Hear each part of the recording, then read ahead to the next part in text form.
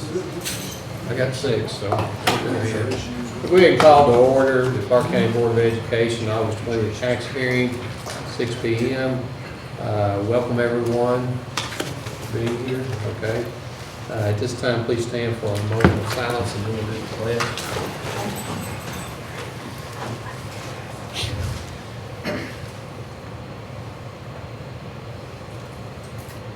Now pledge.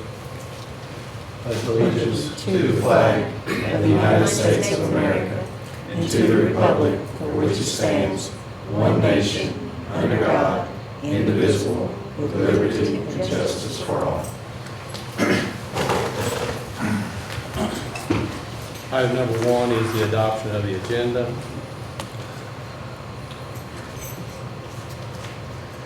I'd like to raise a concern regarding the agenda. I was trying to look and see, obviously there was an ad put in the paper notifying folks of the hearing, but I don't really see where the board approved that we should have a hearing at this particular date, and I can't seem to find in the policies or state law where it specifies that who should be able to call a public meeting if it's not the board itself. Okay. Thank you. I'll just refer to Mr. Thomas as again. I don't deal in legal matters right there, and we usually refer to our attorney on this, who let me know earlier that he felt we were very much within the law having this meeting. Okay, thank you. Did you respond? I didn't know if you was on Facebook. No, I'm actually pulling up my school board email, thank you. The issue as it relates to this is whether there's a public hearing, and as we had, it was my understanding, and I had spoken with Mr. Christie, and I had gone over the notice, and Mr. Heisel had previously sent me some communication that he had prior, and the thing is that this is a public hearing, and it is the opportunity for the citizens, if there are any questions that relates to the tax base, to go ahead and do that. And there are provisions in place, and if one were to read the notice, it says to consider tax rates up to, and that up to figure is a 4% figure, which is clearly within the purview of the school board to go ahead and adopt. There are a series of provisions that allow that you don't even have to notice. You don't even have to have a hearing, and you all can set tax rates. If you want to set a compensating rate, you don't have to do anything. So I think by noticing it, you've erred on the side of caution to allow that. Now, as it relates to whether or not who calls this, the fact is that this is really nothing more than a special meeting. I mean, we can call it whatever we want. We can call it a tax board hearing. We can call anything. It's a special meeting. You all have provided notice. The public had an opportunity to be here. It was included in the notice that was in the newspaper. And I think you've met all your requirements, and I believe that you're clearly within your purview to go ahead and have this hearing as it said. Thank you. Any other comments from board members? Otherwise, I'll take the motion to adopt the agenda. Is there any comment? We have to adopt the agenda first. I'll make that motion. Got a motion by Mr. Colby. We have a second.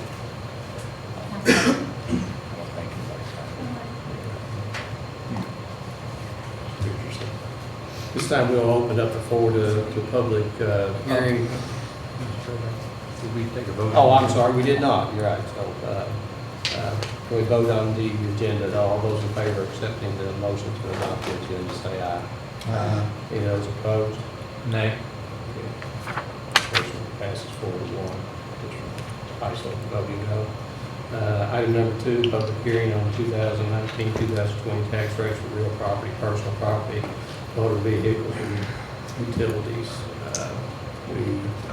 We have no one signed up, but anybody can come up later. I know you showed up for a different reason, but if you want to get up and sing or do anything else, you're more than welcome. So we'll just keep the mic and the speaker stand open at this time. If anybody wants to come in and to speak, I will remind Board members, if you do have an open mind, do not discuss, situations to deal with the tax year, but we'll just kind of sit back and leisurely wait, and if someone shows up, we'll bring them forward with that. So at this time, we're not in recess, but we're just in waiting, I guess.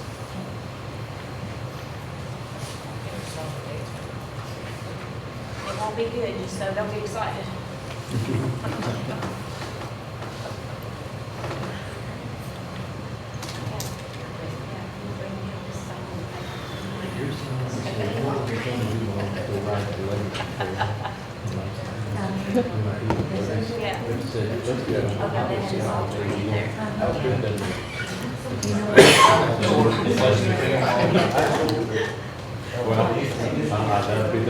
That'll be this weekend.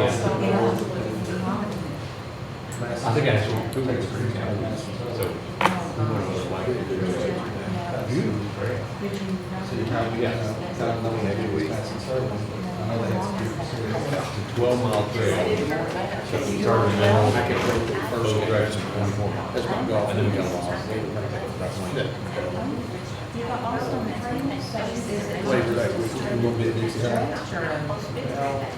You go under I-75, turn left, moving straight. When you've gone a tractor past this, I'm like, Mark, I think we're on the wrong road. And of course, that we were way down the bottom of the hill there. And then there's 2 people that stay out there.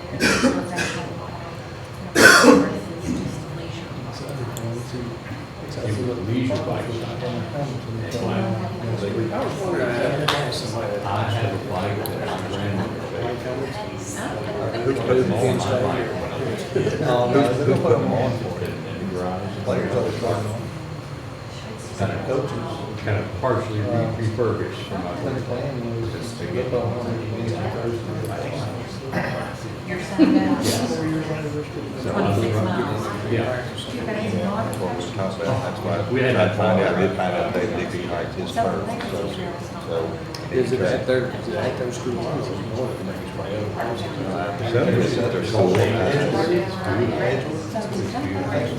Is their school, is it one up on? There's a rail trail that goes in, that starts at Horse Park, goes through behind where the, Like I think the and football squeezes, team, and then comes some out. schools up in the football stadium down below us. Sixth Street, what's Sixth Street? You can actually take it all the way in the 3rd Street, or 3rd Street, and Midlands. You can actually take it all the way down.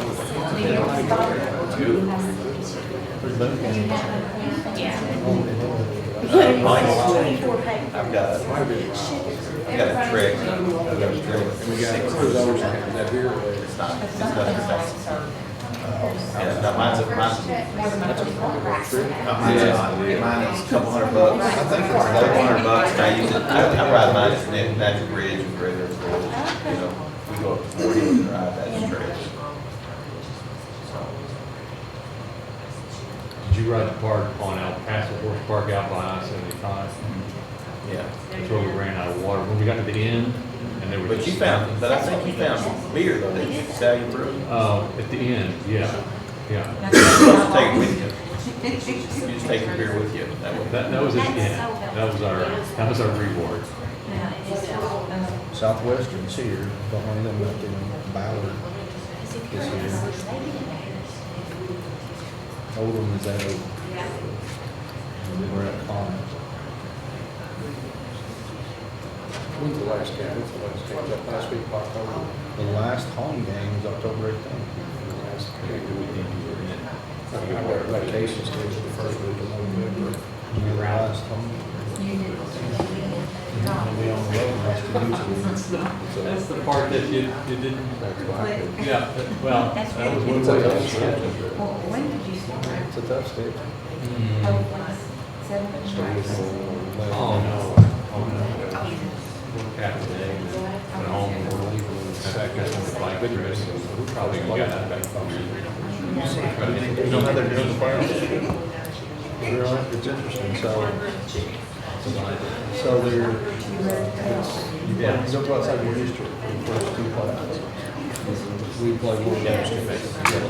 So, six things we dictate what's like that now, and on the way. And then we'll play your district teams together. And then you cover up that. And then there's, give me a Z8. Your district flies out of district 10. So, you play the next round for the region. I'm too, I have to get off, so that's not gonna The take next one's semi 3:30. finals. Paul's like there, still right there. Did you get a water bottle balls? Did I get a watch? Did you get in the water? Oh, no. No, we do, I'm talking about other districts. I think like 5 and 6 in there, but I guess it's just like. It has to be on top of the because It's not basketball. the thing is like 5. That's gonna be on my lap tonight. I just got it. So one day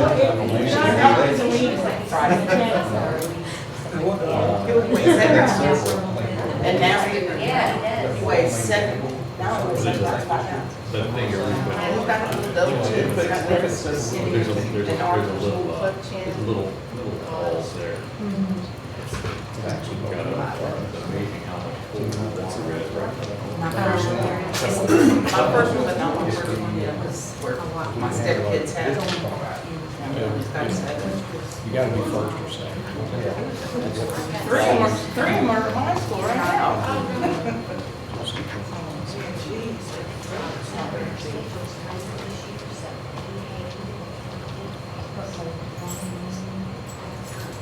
Dixie Heights plays Cooper.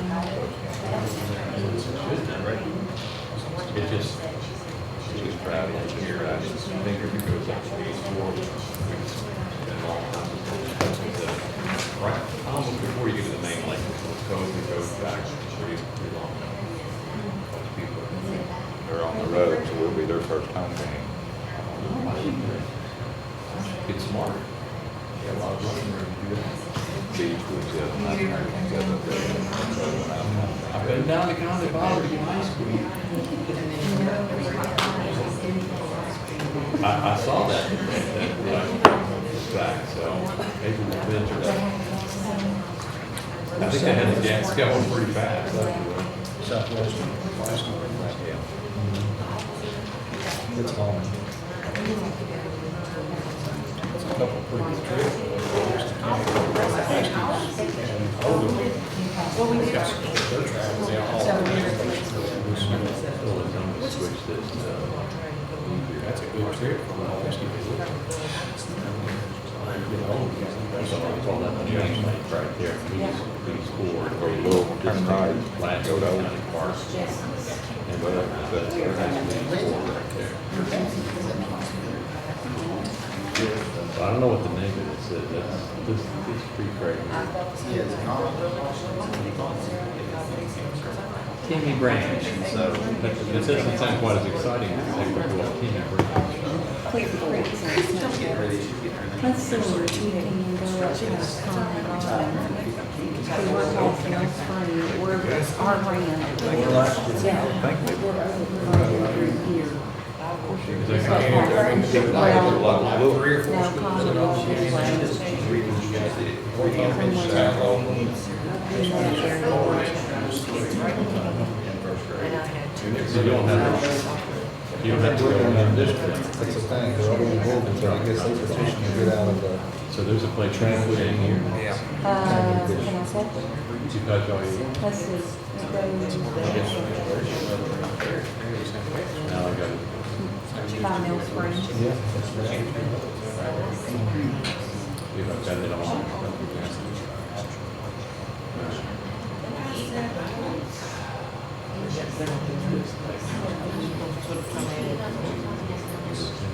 They, playing the championship match. Okay, I got my orientation. Not sure. There we go. For some reason, I think You it want it around here. girls tournament, the basketball. Plug it around. Okay. Yeah, I'm just saying. Aren't they there this year? I think they're here this So, year. this little, I had somebody to sponsor me. I see this is our street.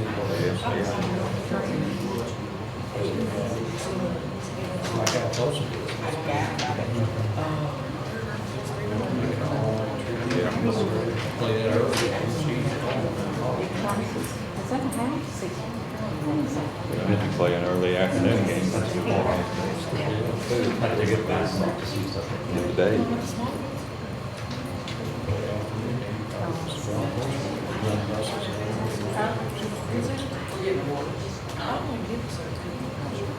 There's a little ramp just before you.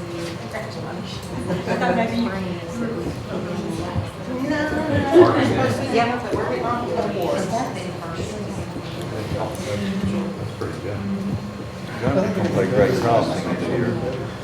Gunner's playing, got a great crossing with right now. I think they're gonna be better than what they're predicting.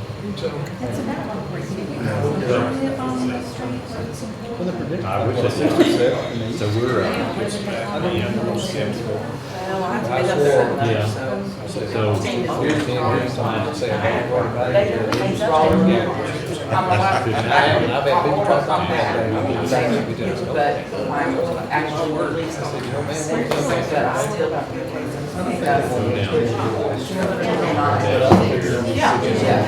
Yeah, but I can drive. I can look through there and I can see six. And that's, anytime talk about SEC competition, that can turn quick. just a little bit. Get 7, so 6 would be good. I was up at the register. Keep that going. I was at 10, I'm just sitting. They've got a really good offensive line. So sometimes we'll just go off. But it's got that they got hurt last year. Vision Creek, there's limited parking there. Or we'll go around and we'll go down to Pulaski Park. The way we have an SUV, we didn't like these more people back. It felt like we were out of water. Yeah. Well, it's, Good up against the big people, those offensive lines, SEC. Their backs and skill people. Sorry, I couldn't go listen to your phone. I can't hear the phone in the office. How much the quarterback for this? I can't hear the phone. I told you, I'm gonna have to back here. I'm telling you, it's phone. I guess that's how I need to follow them in mine, everything's on. But I can't. Well, when you, all the ovens going off. Yeah. I walked it off. that was here. Well, you come up tax and you say it's gonna be the day like you're missing hearings. Some places said you were. He said y'all would come over and turn the lights on. He said, Yeah, I was feeling. really? Yeah, I just sit there and hope for it. That's worse than before they all fly. You're correct. You are. But that's where my daughter is. I didn't. Had a lot of issues with family over here. Yeah, fortunately, mine was underway a couple of hours. Those people decided to do it. Allison coming. Allison will be there. There's a bunch of people. Allison, yes, sir. You know? Allison is. I'm gonna go ahead and Christie ask told for adjournment of this. It didn't look like anybody's here. We didn't really have a time limit on it. I think we've given ample time for people to show up. And we do have a meeting after this in which if someone wants to make a public comment, they could. So at this time, I'll ask for a motion to adjourn. Make a motion to adjourn. Motion by Ms. Ricky. A second. Second by Mr. Colby. All in favor, say aye. Any opposed? Okay. We've got about 10 minutes to the next one. Sorry, I made you wait.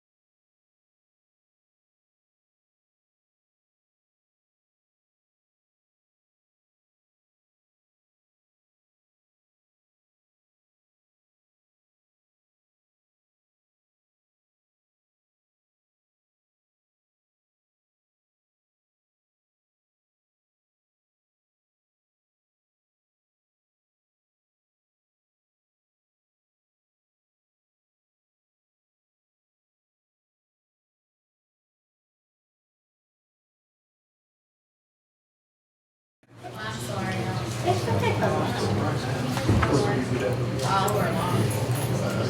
Fresh captain.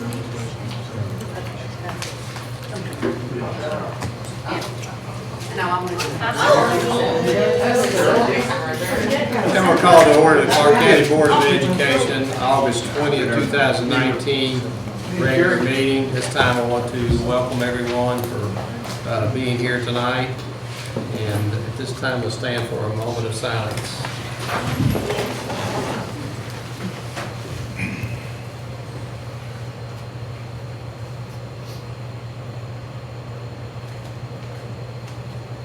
And now the pledge.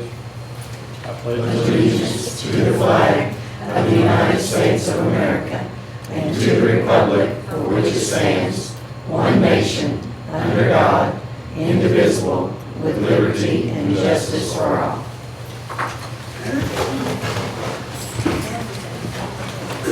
Item number one is the review of the agenda. If you'll notice in front of you, and we inadvertently left off the July 9, 2019 special call meeting. And those minutes are there in front of you. If you don't feel comfortable with those tonight, we can table those to the next meeting. But if everybody feels good about that, we can just go ahead and approve those tonight. I think most of those were change orders that we went through. Everybody okay with that? Okay. Any other additions anyone have to? I'd like to propose two items to add to the agenda.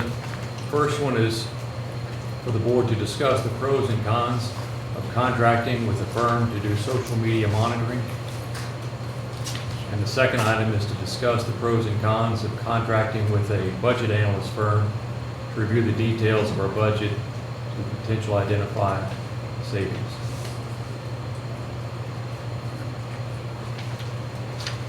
Oh, it's, you know, in my opinion, which is fine, you know, I could see those moving into a special call meeting sometime in the future,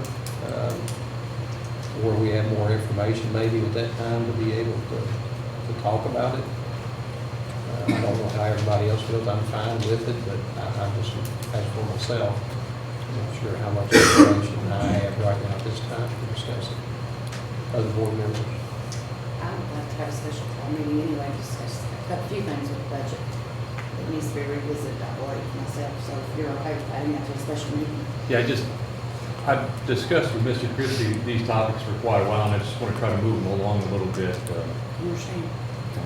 Do you have certain kinds of information, or you just want a general discussion on that? Well, on the first item, there's a company called Social Sentinel that Fayette County uses now. They had a presentation of the NSBA program. I don't know if they're the optimal thing, but I was hoping we could at least start a brief discussion. Say at the end of it, I would anticipate that we might say, well, we would like for the superintendent to look into this a little bit more. That's what I was envisioning for tonight's discussion, sort of an initial, let's get the ball rolling on investigating that. And in terms of the budget, same thing. There was a company up there that does analyzing budgets, and they quoted that they took a district of our size and found $1.3 million in savings. I certainly can't say if that particular firm would be the best to use, and it could be that, like they say in the weight loss ads, that those results may not be typical, but again, it might be something to start the process of, is this something, you know, that we should even ask the superintendent and his staff to investigate options for? I anticipate a special call meeting before our next regular meeting, so I mean, everyone was fine with waiting on that to address some of these things. Maybe we could add that to there as discussion of the date for special call meetings. But we can, we can go ahead and do that without a motion at the end when the meeting's over with. That time, we don't Yep. go ahead and do that. That's fine. I appreciate your consideration of getting the ball rolling. Yeah, and I wouldn't mind adding the social media discussion briefly for tonight, because it's out of kind of the realm of the budget, but the budget discussion, optimizing the budget, I think I have a lot of questions about the budget as well, so I think that's probably proper to have at that special meeting. Okay. I'd love to at least start the ball rolling on it. It could be that, we'll see where the whole board wants to go to with it. I think just discussing the social media piece and what your thoughts are, I'm agreeable to add that to the agenda. Okay. That'd be great. So is that a special meeting agenda or tonight? Tonight for the social media, but the budget optimization, Save that for later on. Save that for the, later on. for So the what is special it that meeting. we're looking to add? So specific, I'd like to add an item, which would be to discuss the pros and cons of contracting with an outside firm to do social media monitoring. Other board members in agreement with that? I'm in favor of that. Let's put that under internal board business. We're not doing anything wrong, this is discussion. Is that correct? Right. This would be 17A under internal board business, pros. Cons. Yeah, pros and cons of social media. Of contracting with an outside firm to do social media monitoring.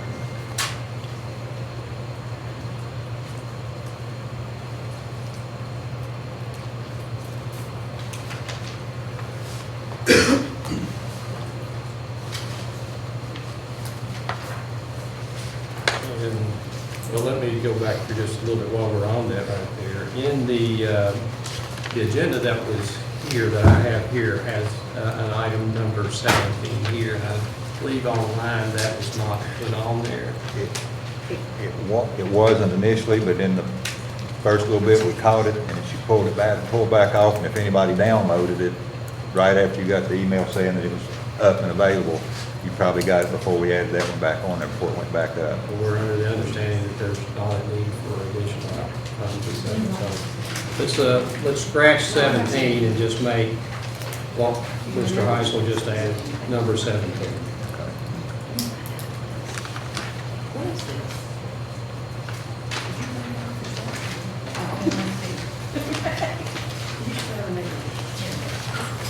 The new one has it, if you print it off, it doesn't. have it. Yeah, Right. that's, I see that Yeah. now.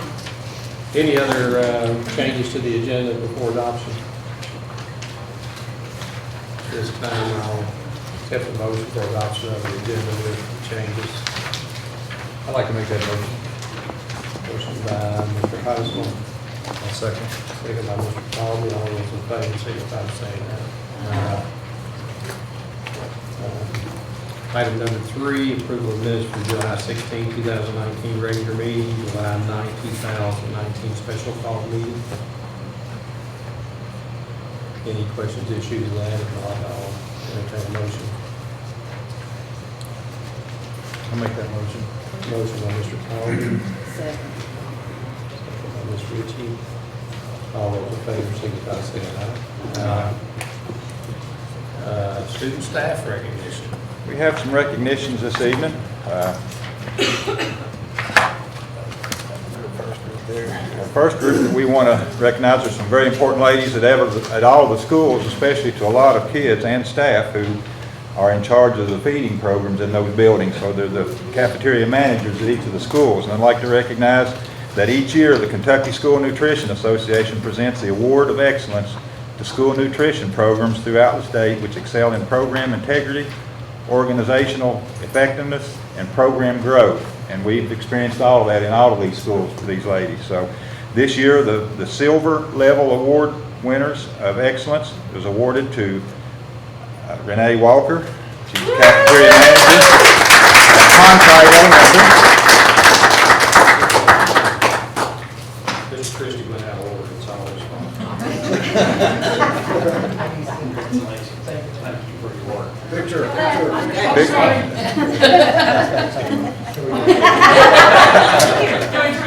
I even posted the leg thing. Yeah. We also have with us Diana Spicer from Baker Intermediate School.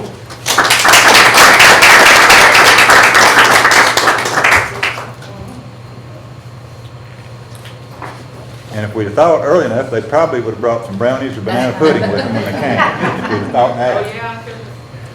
This year, at the gold level award winners of excellence was awarded to Darlene Larry, Shearer Elementary cafeteria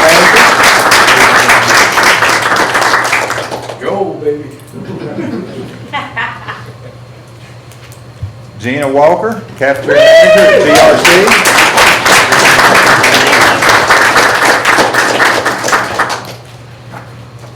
Hope it works after that.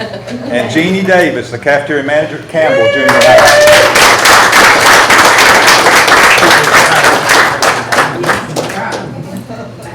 So congratulations to all these ladies and your staff. We appreciate the work that you do.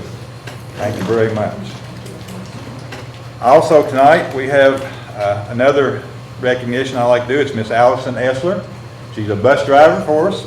Allison, how many years have you been driving now? I've been driving 37, but I've been here 15. 37. She does a phenomenal job. She's always willing to go out of her way and supply her students with needs on the regular route. But Allison, this summer, she drove our book bus. And she goes out and she has a route, and these routes, it travels to all ends of the county, and any time that the kids aren't out at the stops that she makes, she starts to blow the horn and they come running, so they know she's there. And I want to say this about her, and I'll mention this again in my updates here in a few minutes, but one thing that I thought was really neat, on August the 7th, we were having one of the orientations at the high school, and they were signing students up. And Allison had already been out that day on a route with the book bus, and she knew that she was just a few books away from setting a new record. And she stayed with it, and she left her route and went and drove the bus to the high school and pulled it up on the sidewalk and started cornering kids as they came in to enroll, and got enough books given out that day that she set not only a daily record, but that also put her over the level for the most books given out in any summer that we've been doing this. It's that kind of enthusiasm.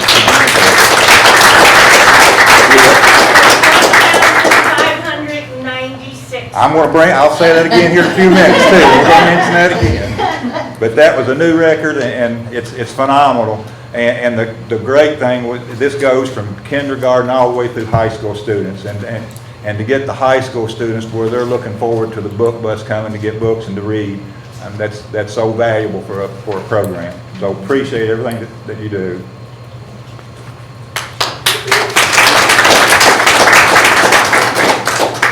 Thank you all again. All right, public comments, is there anything? Christy, is there any public comment? Anybody signed in?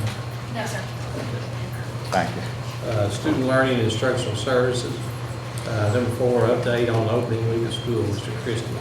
I sent you some updates, but I wanted to go over some of those and mention in front of some other folks here too, the paper and everybody else.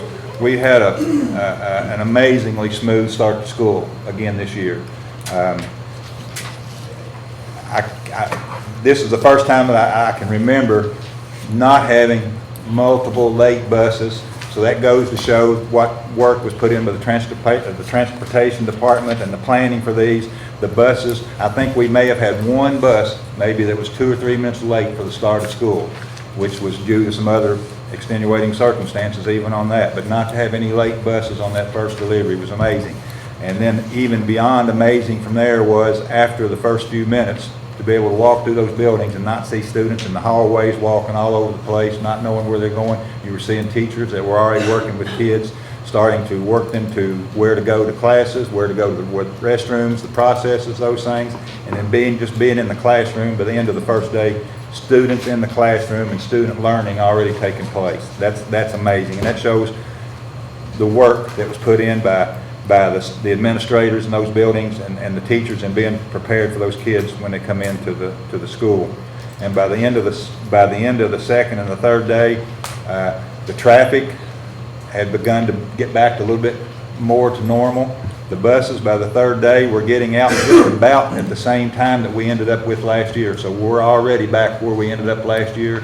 And so I think the thorough planning on that is going to reap some benefits there. We're able to get the buses back to the high school with some changes that's been made in transportation. The buses are now leaving the high school to get to Campbell. Their dismissals at 3:50, they're leaving there by 4 o'clock.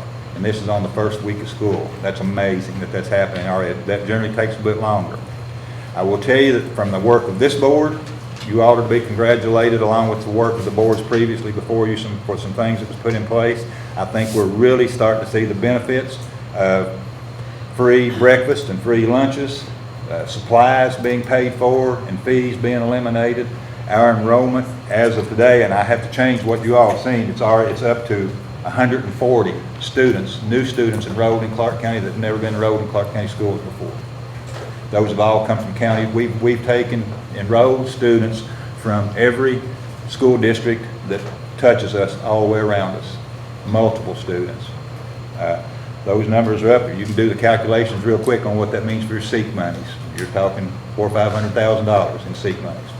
And I think that's a benefit of seeing these things that I talked about. And that first year, nobody really knew about the things that we were doing. The second year, when we struggled with some fee things the first year and everything, but we kind of got that worked out. Now we're into the third year, and I think people really realize that, and I know they do, because I told you when we wanted to do something about taking the fees away, about standing in Walmart in line behind a lady that I saw spending $130 for school supplies, and I felt terrible. And this year, the night before school started, was walking through Walmart, and it was funny because a little kid was standing looking at some pencils and markers, and the mom said, "No, come on, you don't need those. The school buys those for you. We're going to go get you a backpack and some new shorts and a shirt." I wanted to say thank you. That's that's what this is about, and I think that's made a difference.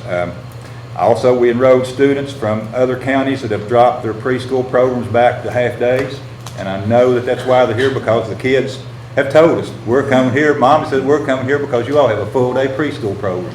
So I know the things that you put in place over the years are paying off, and they're going to continue to do that. Because of the enrollment being up, we're going to have to add some growth teachers. We already know this, and today was the 5th day, and we know that there are still students. Mr. Holly can tell you if more students that have already called ahead, and they're going to be coming in the days coming, so that number is still going to continue to go up. But at the present, we're already going to have to add a growth teacher at the preschool, 3 assistants. Along with that, the Bluegrass Children's Council that we partner with now at preschool, they're going to add a second mobile classroom. They're paying for it. They're going to pay for having it coming over and set up to add 2 additional classrooms. We're going to do another screening. We expect those numbers will go up. We got 60 kids to screen. They'll fill those 2 classrooms at the next screening. They're also, because we're doing that, they're offering up 2 additional full-time family service workers that they will pay for to work in our system with our students and the parents at our school, at our preschool. We're also at Shear, we're having to hire a growth teacher in the 1st grade and the 3rd grade, so that's 2 teachers there. Strode Station, we're having to hire an additional kindergarten teacher. The numbers there, we're up about 28 or 29 in the kindergarten program there. That's a full teacher, plus we're still overcapped. 1st grade teacher there and a 3rd grade teacher there, so 3 teachers at Strode. At Concrete Elementary, we're having to add a 2nd grade teacher. At Baker Intermediate, we're having to add a 5th grade teacher. And at Phoenix Academy, we had to add a growth teacher there that's going to work with us we've got some students that have the possibility this time of becoming completers in the programs, and which this additional person is going to be one that works with them, getting them back and forth to the vocational school. They're going to be working back and forth between the high school and the Phoenix Academy. And also at this time, at the end of the day today, Justice was just 1 student away from qualifying for an additional teacher in their 2nd grade there. So I don't know in the next few days if they enroll another one. We'll need to look at that one. That's a possibility there. I'm sorry? You can talk to Cash about that. He said there's a whole bunch of kids in this class. Yeah, we're real close on that one. We talked about where other places where I know there's some things we're going to have to deal with. Special education, caseload reports from last year, and I think I gave you all a number that was off a little bit. Last year's number was 754 special needs students. We're up to 823 this year, presently. So that's an increase of 69 students there. So we're going to have to be looking at some additional help in these areas. The English language classes, the non-English or limited English speaking students, last year we had 167. This year we have 221 already enrolled. That's up 54 students.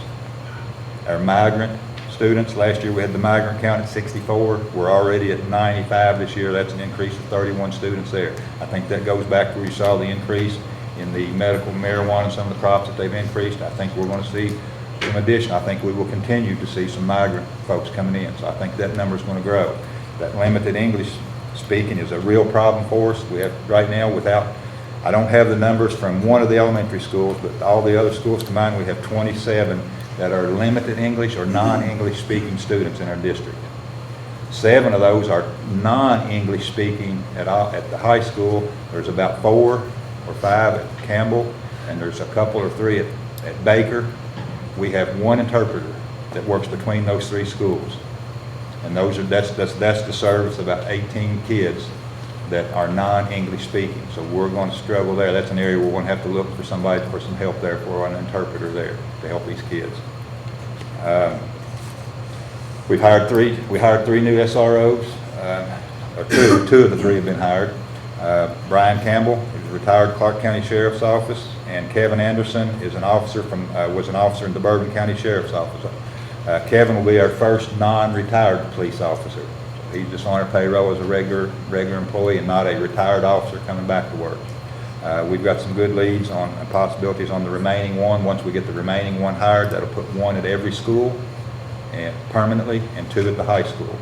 And we'll do some rotations with those folks so that they get to know each other, the other students and the other staff members at the other schools, but they'll have a school that they'll be assigned to. That brings up a problem. We're short with vehicles there. We've got officers that have no vehicles. They're driving personal vehicles right now. So that's something. I've worked with the city. The city is going to, they're donating us another cruiser to use that they've taken offline, so we'll be picking up 1 there. So we're still working on what we can do there. Later this month, we're going to start filling the facility planning committee. That's coming up. Our plan is due in Frankfurt by August of next year. You all will have to appoint 1 board member that sits on that committee, and then it's made up of other administrators. There's a very defined way that you go about filling that committee, and we'll be doing that coming up within the next month. And probably on the next agenda, and if you do have a special call, that's something we could put on there for you all to select a member that can sit on that committee. And the high school ELA program, the curriculum that you bought, that's all been delivered. It's been disseminated to the teachers. The professional development on using that has already taken place, and there are others scheduled. I will tell you that the money that you allocated, we came in just under $9,000 on less than what you allocated us on this. So we were able to save about $9,000. So that'll be a good start toward the next piece of the curriculum that we start to work on when that comes up. We're already working on it now. The high school, we've worked with them. They've already agreed they're picking up the second piece of it within the building. So we're working our way through it. So we'll be coming back to you with that. The last thing I wanted to mention was what Allison put out to you this year. The book bus delivered with kids checked out 1,596 books for the summer. That means there was routes that go out 3 days a week, and it only went from June, July, and August. So in those 3 months, we gave out almost 1,600 books to kids. So that's phenomenal. And at what point do you want me to just wait till they do or just give this out for you to look at, or what point do you want me to talk anything about that? Do you want to do it when they do the project? Just a problem. Okay. I'll answer any questions you've got about the startup of school, if anybody has any questions or anything. Just a couple. I know that I have, some other board members might have one. I know we got to find teachers. Do we have applicants, and is that process started? And have we put people in there? The process has already started and almost completed. Scarlett, how many are we working on right now? We really only lack the 2 preschool. Yeah. And one of them's in there, she's in Just the waiting for program, she paperwork. get the cert like this week. All the others are filled. We recognized early on that we were going to be in this position, so we encouraged administrators to be interviewing and keep track of your folks as you interview. So we had a list that we were working from, and was able to go back to that list and been able to hire teachers. And most of these teachers are already in the buildings and working. And I guess my other question is, and probably getting out of procedure lines there with justice and being one away. And I don't, I always say that I always felt for elementary principals when you got in that position. I mean, it's a no-win situation. You've got an overcrowded classroom, basically. You need the teacher. And, if you do it and people leave, and I guess you look bad, but if next week they get 2 more, then that's another 2 weeks that we waited, until we found somebody. And I mean, I don't know how many times we broke protocol on that, or we should break protocol, or it's not good to break protocol, but I'm just trying to think of the teachers in the classroom at I will. the time, and if there are other situations like that. I fully expect that there probably will be another one that will come in that grade, but I will tell you that my intention was to put one there probably tomorrow, to talk with the principal tomorrow, because the longer you wait, the more those students are getting used to that teacher, and it becomes more difficult when you split those classes up. So if we want to do it And you're looking at now, second grade on that? It's second grade. I mean, and that's a tough, so my that's a inclination time is that that kids need to I get probably off will to start. meet. There's a lot of testing situations start happening in that second grade. The worst that can happen is the other one doesn't come and you end up 3 or 4 under cap in your classrooms. And the teacher has more time to spend with individual students. That's the worst that can happen. From my standpoint, I would encourage. So if the kid comes from another county, then we can maybe put them at justice if they're in that age group. Can we? There are ways that we could. It depends on some of the schools now. We're having to turn kids away from some of the schools from some of these grades because they're already capped out. So yes, we can quite possibly guide someone to that spot. So that's the reason my inclination is to go ahead and put a teacher there, because we will work through Greg to try to direct somebody there to fill that other spot. But what that will do- We have a lot of elementary applicants. Yeah. And really good ones. We've been The blessed struggle is high on school. that. Yeah. So do we have any prospects for some translators? It sounds like you still need. I'll be working Do we with still need Bridget some on that. translators? So we've got some, yes, and some that, Okay. and then we're going to be sitting down and looking at these sped caseloads too. That's a possible problem place for us right now. Other questions for Mr. Christie, or comments over the day? Like I say, I did go out the day before school and visit with most principals, and just kudos to them getting the buildings ready, their staff, maintenance crews. I mean, everything really looked good when I strode through there. So, and all that I think has a part of it, making sure that you open up really well. Everything looks good, and I always say that you've got to take as many obstacles away from principals as you can. So if they're not worried about whether their grass is cut or buildings are painted or carpet is down, that's always good, and that way principals can concentrate on taking obstacles away from teachers. So In the update sheets that were emailed you later this afternoon, you can look, there is a list of things that was done in maintenance, all summer projects in the buildings by projects, asphalt projects that we've done, transportation department things that we've done. You'll see a list of things that happened over the summer. I think, I wish I could have put it up on there the day before, because when that big storm came through, and there were maintenance guys out there with skid loaders and raincoats and shovels on, shoveling mulch into the playground, because they said, kids, it's not going to rain tomorrow, and they're going to be outside playing. and, They were out there in the rain. people from central office have helped out to kind of keep principals, I guess, you're going to say Scarlett and her crew are probably about ready to settle down a little bit. I'm not sure, but it's always a busy time in human resources from July on. It seems like people are starting to do it. So from everything I can see, you've got a great job for everybody. Good job. Other comments? We're good? Student Support Services, consider approval of 2019-2020 tax rates for real property, personal property, motor vehicles, and utilities. Mr. Christie. My recommendation would be for the board to approve the real estate tax rate at 63.7, which is the 4% with the 0.1% exonerations. With the and motor vehicle, again, it's 53.5. Based on Mr. Christie's recommendations and the things we've been through since the first of the year, I'll go ahead and make a motion to move for approval of the following tax levy for $100 of assessed value for 2019-20, real estate 63.7, personal property 63.7 cents, and that does include the 0.1 exonerations. Motor vehicles remains the same at 53.5 cents, and utility taxes at 3%. You have a motion. If we have a second, we can discuss this at that point. I'll say. A second by Mr. Talbot. Do we have discussion?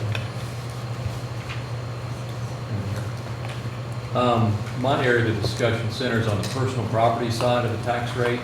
Last year, I made a proposal that didn't go any further because we didn't get a second to go ahead and adopt the 4% rate on the personal property tax. That's typically a tax that's paid by businesses. And one of the changes in the law in the last couple of years, businesses that pay personal property tax on their inventory, they're able to now deduct 25% of that tax last year, and that's phased in. This year it's 50%, and it's going to be a complete phase-in of the property taxes that are paid on inventory items. So I would like to give consideration to splitting out the proposal and recouping the 1.5% personal tax increase, 1.5 cent rate that we did move forward on last year and adding it to this year. And that would result in a personal tax rate of 65.2 cents, which would generate about $51,000 in additional revenue. And I fully realize that that is recallable, but I think that considering the position that we're in, that it's something we ought to at least give some consideration to. I certainly have a lot of concerns on the real estate rate because people on fixed incomes and people with limited incomes, that impacts them fairly hard. But because of the deductibility of personal taxes for a lot of those taxpayers, I'd like for us to at least kick around the idea of going beyond the 4% on the personal side. Other board member questions or comments?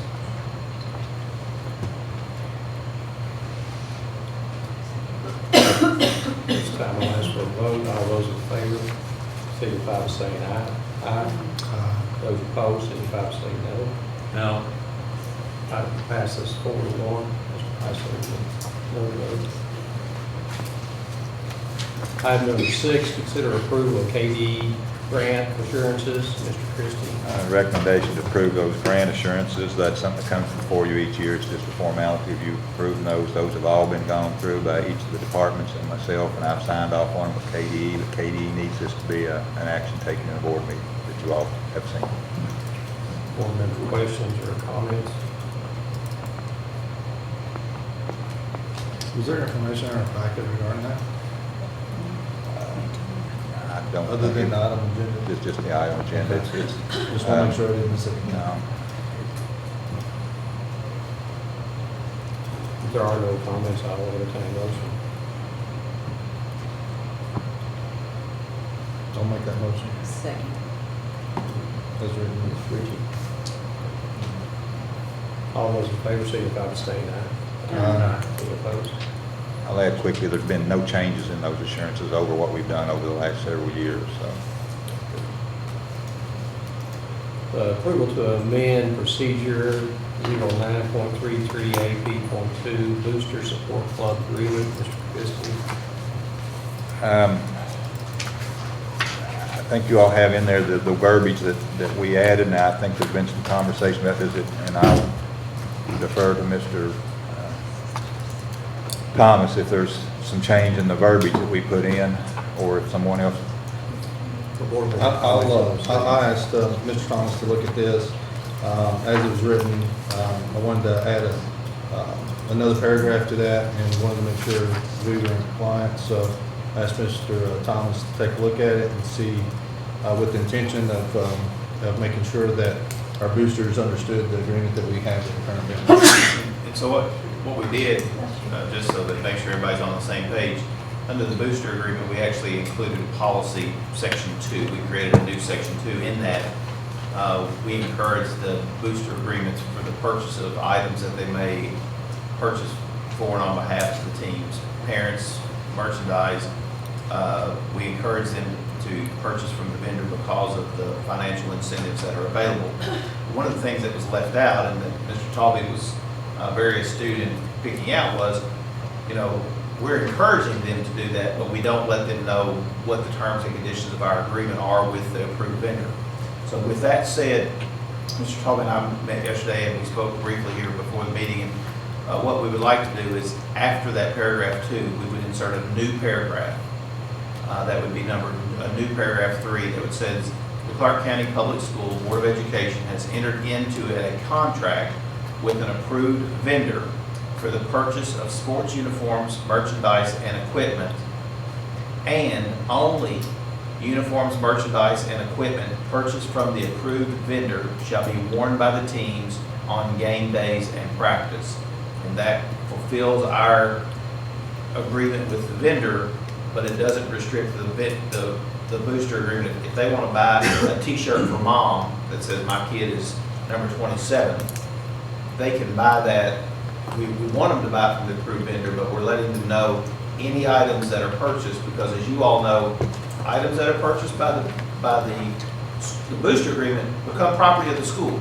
And so once that ownership changes place, we want to ensure that we're in compliance, and that's one of the things that Bill was smart enough, and I guess had a keen eye to say, look, we got to make sure that that's done. So that would be the recommendation, to is include that language as a new paragraph 3, and I have that language written down, and we can get that to Ms. Nance. Other board member questions or comments? No. So what you just added, of course, we don't have the benefit of actually seeing it.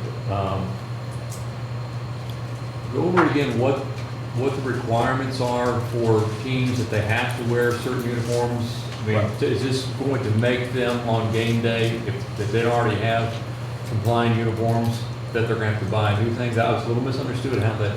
Well, we have a contract. Yeah. We have a contract with an approved vendor that this board approved at a previous meeting. And under the terms and conditions of that agreement, we have an agreement with them that says when we go buy uniforms for our teams. New uniform. We buy new uniforms. So you're a booster, you're now a booster member. As a booster member, when you enter that, Bill wanted to make sure that it's clear that when the booster club is out buying items, not stuff that they already have in their inventory, but when they purchase items, and that if they do not purchase an item that has been from our approved vendor, they will not be allowed to wear those items at games and practices. But the existing inventory that people might have. But the booster agreement, it says if we purchase it, as entered into a contract, so any items purchased, and the key is the word is purchased, because we're mindful of the fact that we have an agreement that says if you just purchase uniforms this year, you can wear those uniforms even though they may not be in compliance with our vendor agreement. So Yeah, so in the vendor contract today, it states that, you don't have to purchase uniforms right now.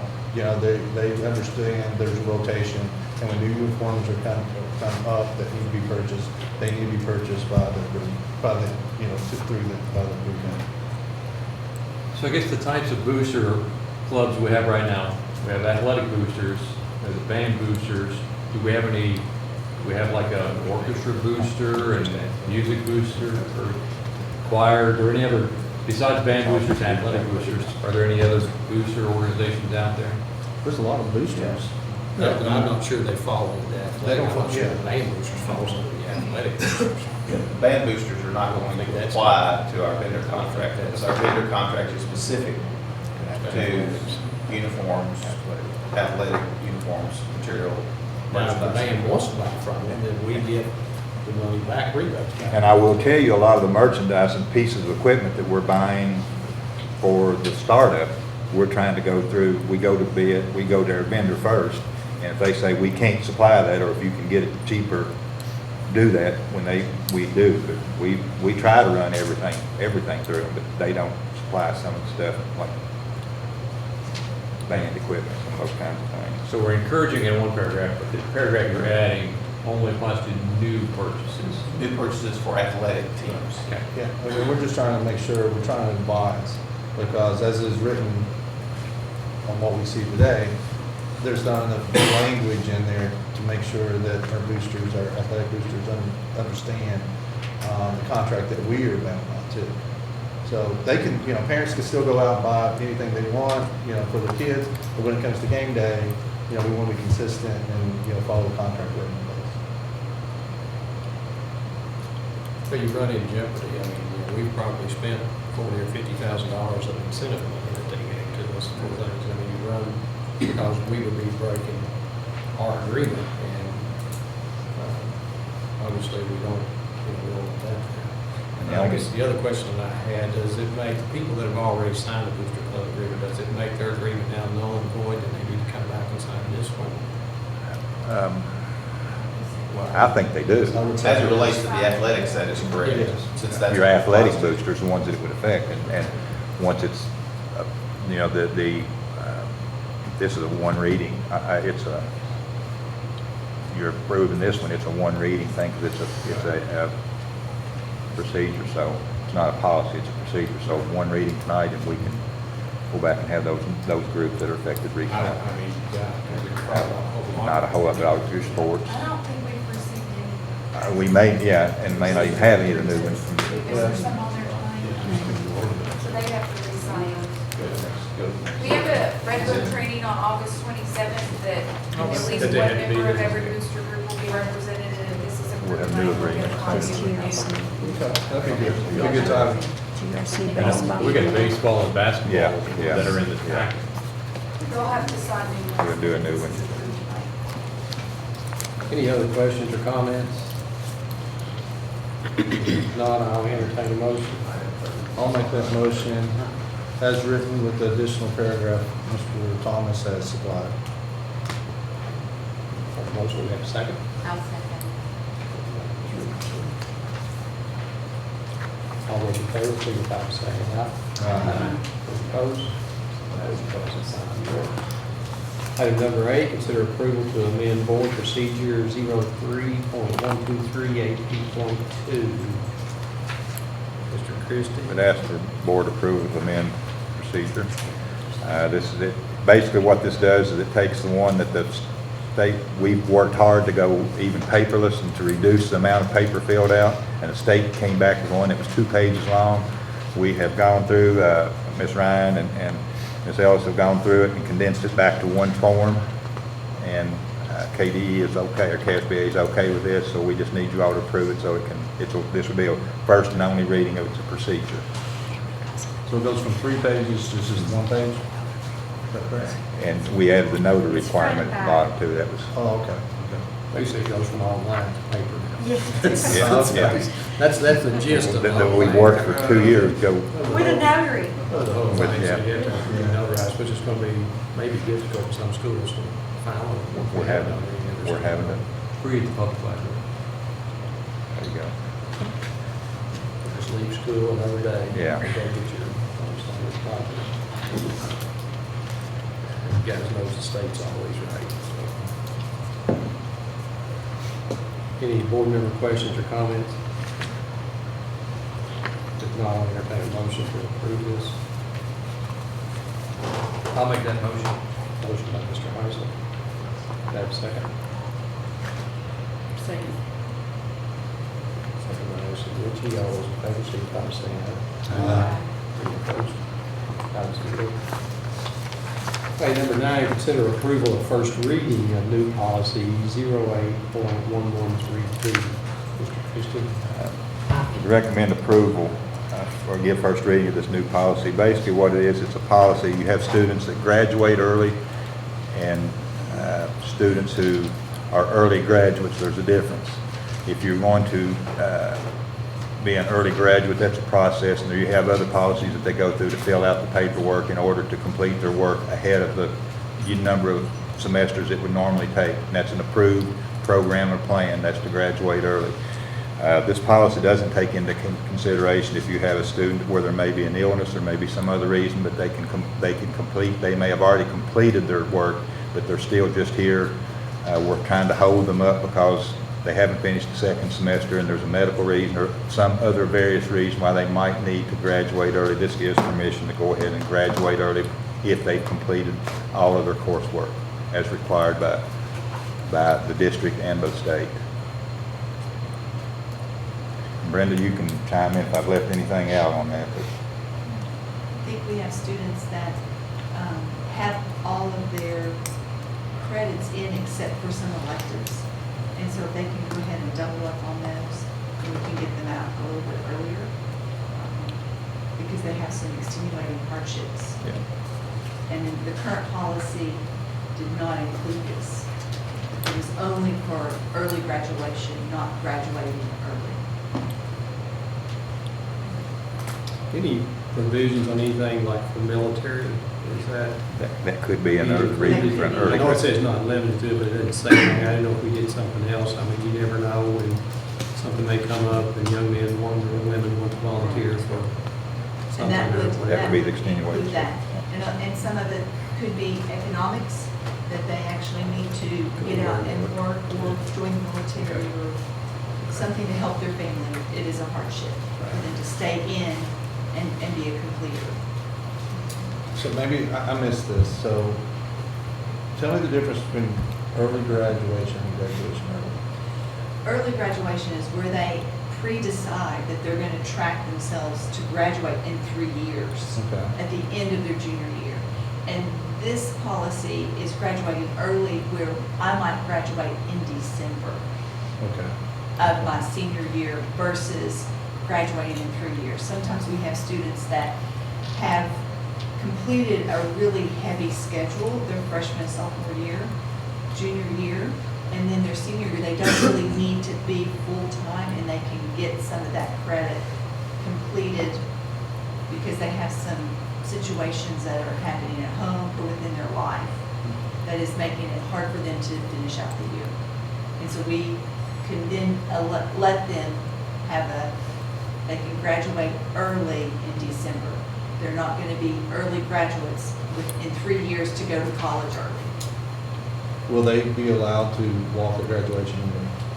Now, that policy does not address that. We have in the past, when we have had students that have graduated early in December, they have that opportunity to walk. Some of them choose not to, but others have. Because I had a couple of parents, and this may go off this policy a little bit, but there was an issue with prom and an issue with graduation, but they had to get special permission if they do graduated not in December. get to come back for prom. There were some And that is extenuating a circumstances involved in that. School policy. So if they leave in December, they They are cannot come. foregoing the Yeah. spring activities with the exception of walking for graduation. And is that in the policy? It is a GRC policy. This is, board policies are the minimum, and so schools can make their policies through the site-based council above and beyond. This is what we're requiring as a board, that the school can require stricter.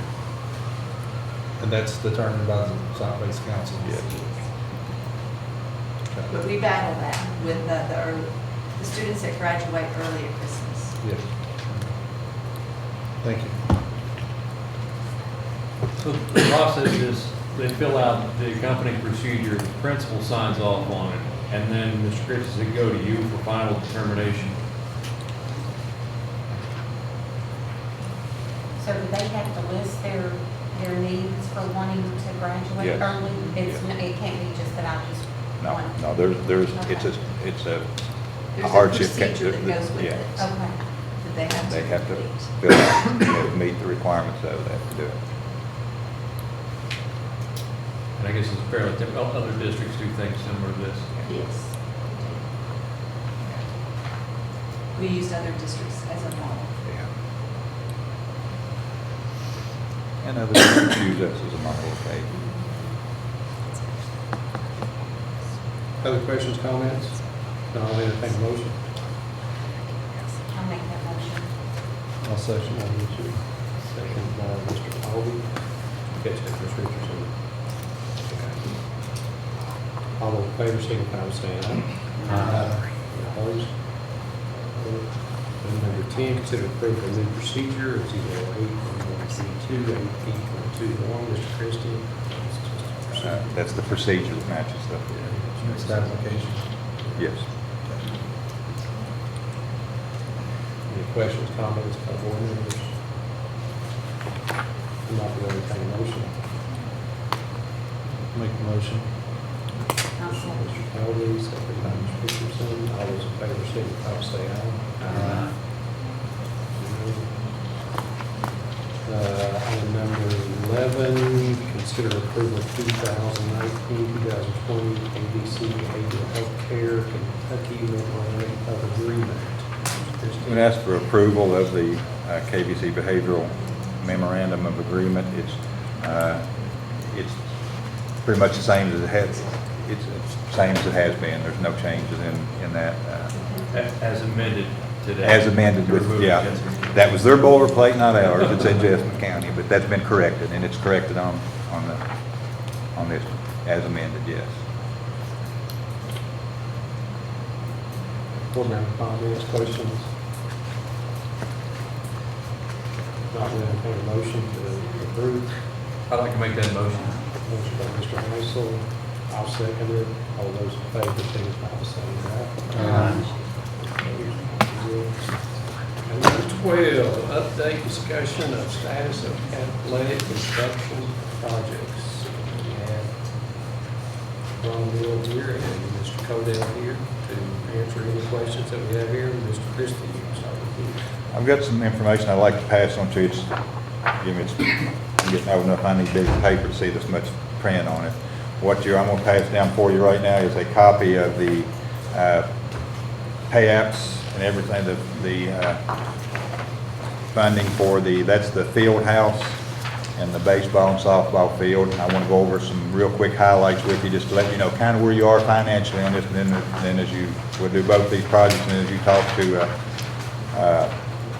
Ron and John Hagan, that might lead to some other questions for them. I'd first point your attention down on the first page of that one, down to about 3/4 of the way down. You'll see a line item there for printing. Most of our prints are made through Lynn Imaging. That generally takes place at the beginning of a project. On this particular one, you've spent about 88% of that money, so you have about $891 left there. Don't anticipate any more printing costs at this point, so there's $891 there that's left in that. The next one, We're gonna see that. Where is it? Is it one page or 2 pages? it's on the front page. On the front, about 3/4 of the way down. 2/3 of the way down. 2/3, I'm sorry. It says .0559 printing, it's right below the architect and mold. Keep going, below the big box. Bill, keep going. Oh, okay. All right, gotcha. The amount is $891, so you still have that left. If you go down to the next box, you'll see equipment and furnishing. We've only used about 2% of that. You still have available $147,056.50 available in that category. You'll turn over to the back side of that. At that top box, you'll see the contingency fund. We've used about 10% of that contingency fund. You still have $297,631.60 available there. If you move on down to the very bottom line, there was a line item there that's interest that was generated. It was interest earned on the money that was in the bank. You have used none of that. You have $217,007.06 left in that. So on this project, you have a total of $662,586.51 still available. Now, this is for the. I just add field those. house and softball and That's it. baseball. I'll give you that number again. It's not total for you. Okay, how much? It's $662,586. If you're adding all those numbers together. It's not $699? Hey, you're the math guy. No, I'm not. That's what you got on I'm here. just a reader guy in this Okay. case. 657. 699 is on there, 699, 586, 57. Okay, there was an additional, some POs came in and, Miscellaneous. that, I'm not sure where you're seeing this. The last- It's in red at the very Yeah, it's bottom. red. That's the total project, you pulled some numbers out. This is, That's the total on the project. I pulled some of those out that we know is still gonna be spent. There's still some other architectural fees, other things that's still in there that we know that's going to be spent that we have, that's going to be. I'm just talking about money that's not committed to anything right now. So, It's available for you to commit to. so talk to us about what is left to purchase for Out of that 662,000. Yeah, on that side, we've not done a lot. You can see we've only used about, on equipment, we've only spent very minimal. I know the weights have got to come out. That's going to be one of your biggest expenses to come out of there. And then for baseball and softball, you've got your scoreboards for those two. Complete furnishing of the field house. With the exception of the officials, dressing rooms, everything else is the furnishings. That you got, anything else that's critical. What About batting cages, things like that, is that gonna? The batting cages are they're already in the project. That's already bid in the project, so that's part of it. We want to For softball and purchase baseball? softball and baseball. We're inside the field Yeah. Okay. The biggest two expenses you've got to come out of that I know of is the weights to fill the weight room and the scoreboards. Scoreboards are going to be somewhere 65, 70,000. Weights is probably going to be somewhere around 125 to 150,000. Would be high side estimates. 65,000 each or? No, 65,000 total for the scoreboards. Let me restate that a different way. So, under equipment, jump back over here, we've got $147,000 allocated for equipment.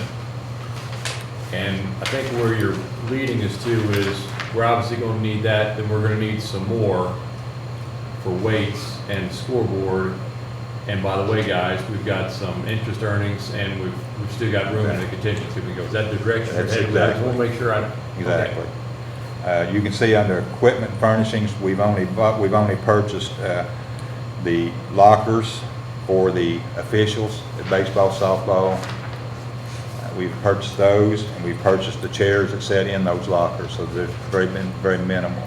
And then, and it didn't even get billed. We did the trainer room is equipped there, and that's all we've done on those as far as equipment for those on that one. So will the track team's equipment come out of this or the other project? It's coming out, the bulk of it's coming out of the other project, and I'm gonna go over here in a minute. Okay.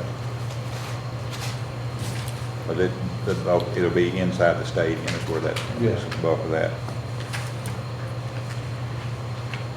And that total, again, was 662, 586, and 57 cents. And what is not spent out of that will just roll back over to construction fund? It would roll back into, it has to be spent on capital funds of other projects. It's not, it can't go back to the general fund to be spent on just anything that you want. It goes back into capital projects. Any questions about that one? The next one I'm going to give you is the gym, football stadium, tennis courts, track areas.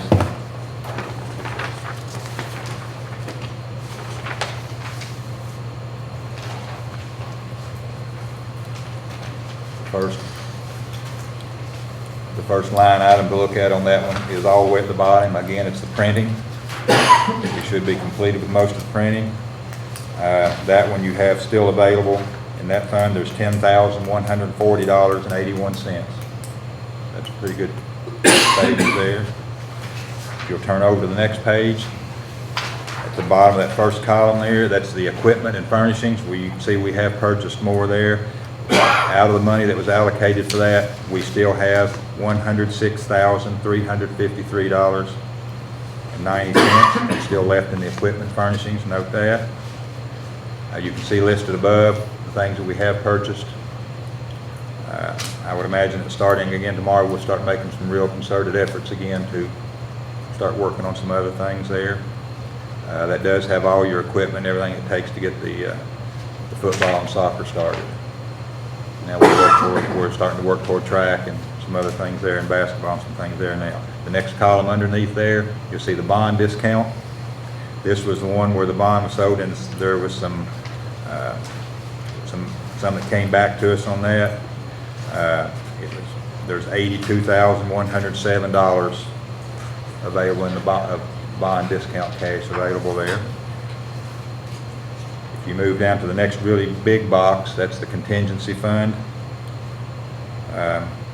still have a balance of 47% left there for a total amount of $567,655.36. That's in your contingency fund. Then when you go back to again, down to the very bottom, again, you'll see the interest earned. You still have, we've used 61% of that. You still have a balance of $327,154.59. Note what took that one down. We used the interest money. That's where you purchased your scoreboard and video boards for the football and basketball. That's about the only expense out. That is the only expense out of there. So in that particular, on this project, on this BG1, you have $1,093,411.66 remaining. Repeat Right. that. I'm Okay. sorry.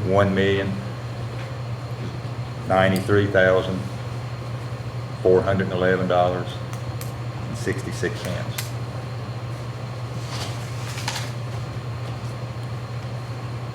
And it's the same as, that's money that's not committed to anything already. Now, having given you that, I'll have questions. I can tell you, I don't know, and these guys can tell you again, I don't know of any. We still have the deal with the electric to deal with at the field house, but through negotiations over the last 6 or 8 months, that's down. We don't expect that to be over 25,000, somewhere in the low 20s on that. That's been negotiated down, resolved, a lot of it resolved. I don't know of any other major. Let's stay on equipment for a while. Let's talk about equipment, Okay. what we're doing, and then jump into construction so we don't go back and forth. Any estimation about where we are? I mean, you know, we're looking at opening up a football game here in 2 or 3 weeks.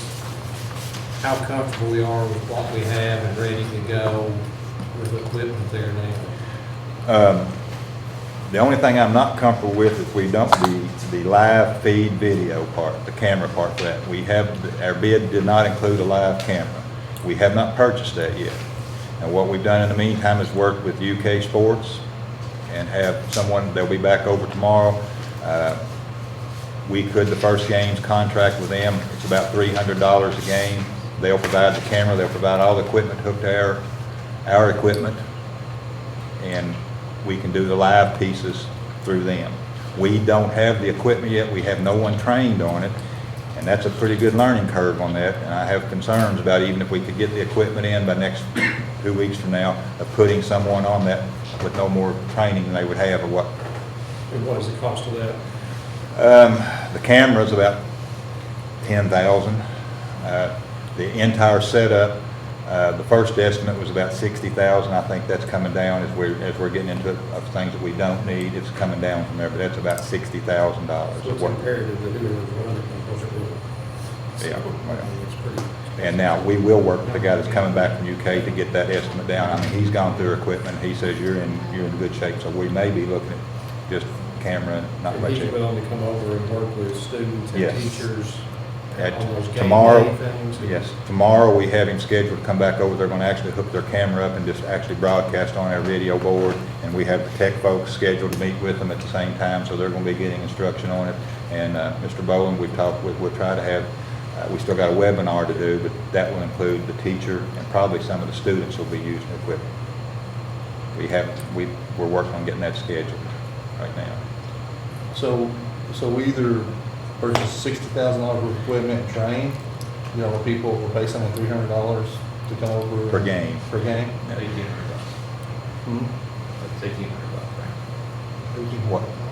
6 Three games, how many Six. home You got games? soccer Five. games. You get soccer, yeah, you got soccer, and I mean, I'd you say want to do use. band yeah. competitions, I'd Yep. say you can do Yeah. everything with it. I mean, I think Yeah, it's that was great planned that to we use have it for everything. somebody that I can think- come and show us how to do it, and then, you know, that kind of helps us on that decision of where to play around. I mean, It's our intention to get the equipment, but we want to work with these folks to make sure we're getting the right equipment to make it do, and I don't think it's going to be what the original vendor said you're going to need, because he went out, the guy that does it's looked at it, and he says, I can bring the camera over tomorrow at 12:30, we can be broadcasting. So I think we're going to be able to reduce it. I don't think it's going to be the 60,000, but I want this guy to come over. He's the guy that works with UK does the end zone at Kroger Field. Well, you could give us advice too on That's- on different type of cameras. Exactly. Be that expensive, and We've already met, spent about an hour and a half with him already, and we're gonna dig in tomorrow. you would think some of the news channel teams might, get rid of some of their older cameras that might work. Well, and he's gonna make recommendations on Okay. cameras and stuff when we do that. Especially as people get trained. One of the concerns that I'm hearing also is, there's about the commercials going across, no one's trained on that. There's groups and organizations that are selling advertising. And I have not had that conversation with Mr. Bowman or Mr. King to see if there's ads being sold as live commercials. We have not produced any live commercials yet. Well, no, not just live, but I mean, it might be like a business card snapshot up on the We have to screen. produce those still. Yeah, so is We have anyone not trained on produced that? any, we have no one trained on it. I will tell you, Kerry is the only person so far when we went through our training that actually formatted something and put it up on the screen. Okay. And he'll be there tomorrow working with the camera guy again, but, so we have done one, but I don't think we're ready to, today. Now, 2 weeks from now, Well, I think the organization, booster organizations probably need to be aware that's not going to be available, so they can go contact those customers, those businesses. Did you buy one? You put your face up there? Oh, I don't want to scare people. I don't think it would be an issue in order to get those up there. I think we can do that. Okay, good. We just need the files Right, in order to do that. okay. One of the things came up in our meeting yesterday, Mr. Christie, was, for the ambulance not be able to go on that field, and, for injuries for soccer, track, or football, and for a injured cart to be available. I talked with Mr. Parado about that today. I already started looking, and I've been looking at those. I think that's gonna be something that's gonna be a possibility, that can work in conjunction with what the ambulance service has. If we can take the cart, we can produce a cart that goes out on the field, and they can use their gurney on our cart, and it would be made available for baseball, softball, soccer, track, anybody that's at that facility. It would be only at that facility, and would not leave that facility. And that's what I'm working on purchasing one of those. I've got some leads on that right now. Pull that with the ATV we bought earlier or something like that? Is that what you would do? I'm sorry. Would you pull it with the ATV that we? No, it's a separate vehicle. If you watch college or football or pro games, when someone's hurt on the field, it's a golf cart looking type vehicle that goes out on the field, but it's got a place for a stretcher to go, a gurney to go up on there. And the gurneys that the ambulance services have are the small wheels, and if they roll that with someone on it on the field, it'll do damage to the turf on the field. So we're looking at a cart that would actually go out onto the field. Maybe a medic cart, or whatever you want to call it, just for that. The other That's one's what more they're of a calling medical carts is what they're. utility cart. They're calling them medical carts is what they are. And they're, We saw in Grant County, these things happen, it took Yes. forever to get. well, he saw it more personal than that. Shooting off the Yeah. field. Bill seen it more personal than Grant County, with needs to be on the field to pick up injured students. But I have some leads on it and working on that. It took a very long time for a serious leg break, and it was turf, and no one could understand why no one was going across the turf. Now, I understand, but let's mediate that.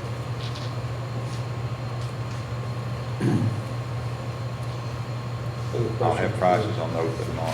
Christie, other questions? I don't know if it's appropriate this time to traffic flow. Obviously, that's going to be a big thing. Y'all, I guess, been going through plans on. The buildings and the security folks have worked through that. We have a plan. We have a meeting scheduled for, I think it's 9:30 on the 22nd, Thursday.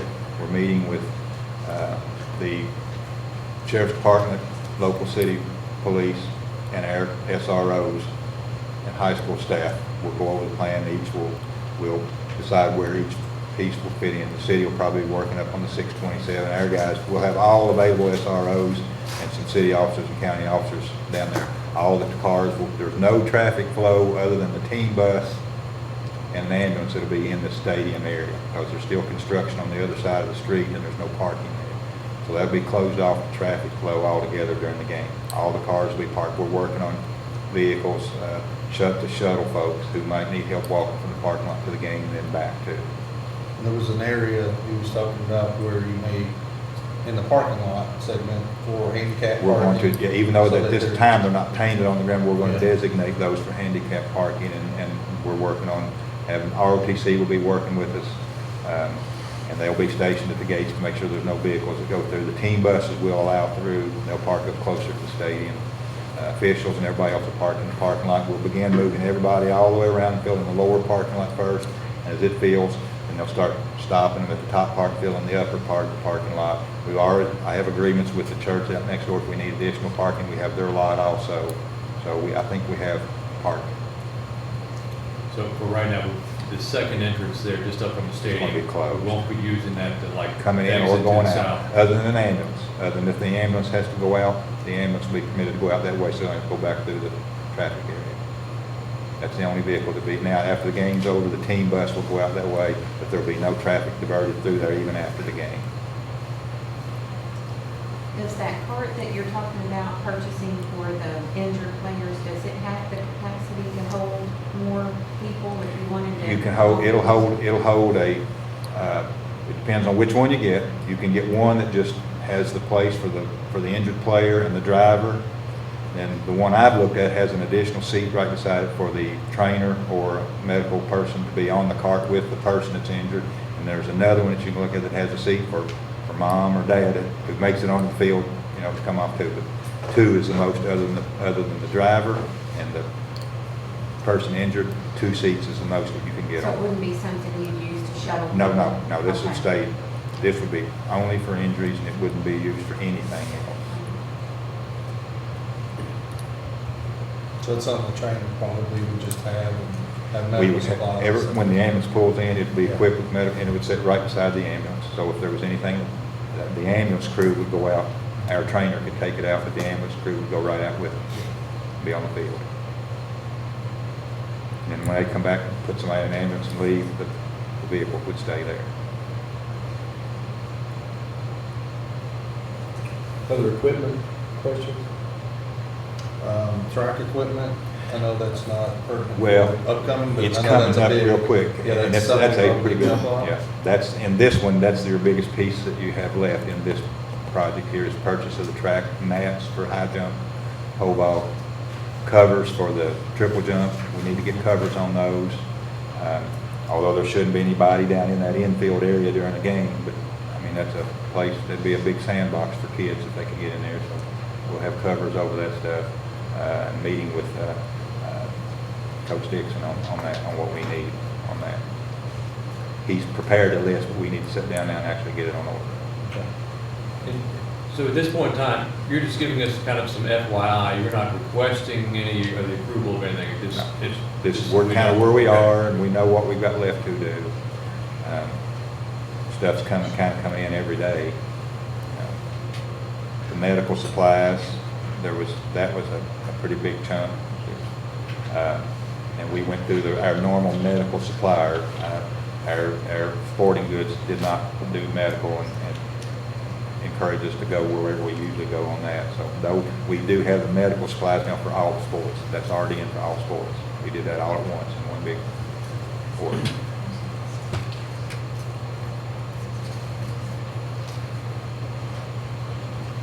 Okay, I guess we'll start with questions for Ron and John. Hey, I noticed we put you on there before we paid you, don't you? That's right. I guess, just the million-dollar question is, are we gonna open this thing up before we play football? Be ready. Lockers came in today, so we'll check those out Thursday, those questions on those. Another load's coming tomorrow. The plan is to be out of the stadium buildings this Friday, with all intents and purposes, all the work. Ross and I will be on site Monday to do their punch list, probably, hopefully Get that, turn that around real quick so they can get back in there and make any kind of touch-ups or any kind of detailing. If we recognize that, we've already done some preliminary punch or had some conversations, easing as things have been installed. all the bleachers, the press box, a lot of the site, the field, whatnot's already been placed. Exterior items and items. Monday, the final cleaning will start, probably take all of next week to get all that finished. Landscaping is starting Monday also, that'll be finished in the next week. And then hopefully, if all goes as planned, next Friday, the rock wall will be stacked completely. Probably take that fall in the first week of September, regrass all areas to start reseed everything. So, but we feel comfortable, we'll be ready for the first game. At what point could the team get on the field? Do we have to wait for all of Give that, us- or is there? If you could give us till the end of the month, would be preferable. I mean, like, right, you could be in the press box right now, but moving in equipment, moving in uniforms, whatnot, it's just gonna slow down the process of completing the punch list. I'm asking for the August the 30th, if that's possible. I don't know that, how much time do they need to move in, I guess is the question. I'm thinking, well, let's get moved in, coordinate that, but, when can they run on the field? I mean, that's, Can they have one practice on it before they? I mean, if we could work something out to stay out of the buildings. They didn't come out didn't come in till a certain time. Yeah, Uh-huh. Being on the field, the problem right now is crossing the track. that's gonna, We're trying to stripe the track and get all of that done as far as all of the, the graphics to be completed. The actual latex, the rubber was completed just yesterday. And so now they're I think they were actually over there starting to look at the layout for getting all the lanes installed. And you have all the markers for hurdles, for relay, exchange zones, all of that stuff has to be installed. which is a meeting we're gonna try to schedule. We have our meeting Thursday.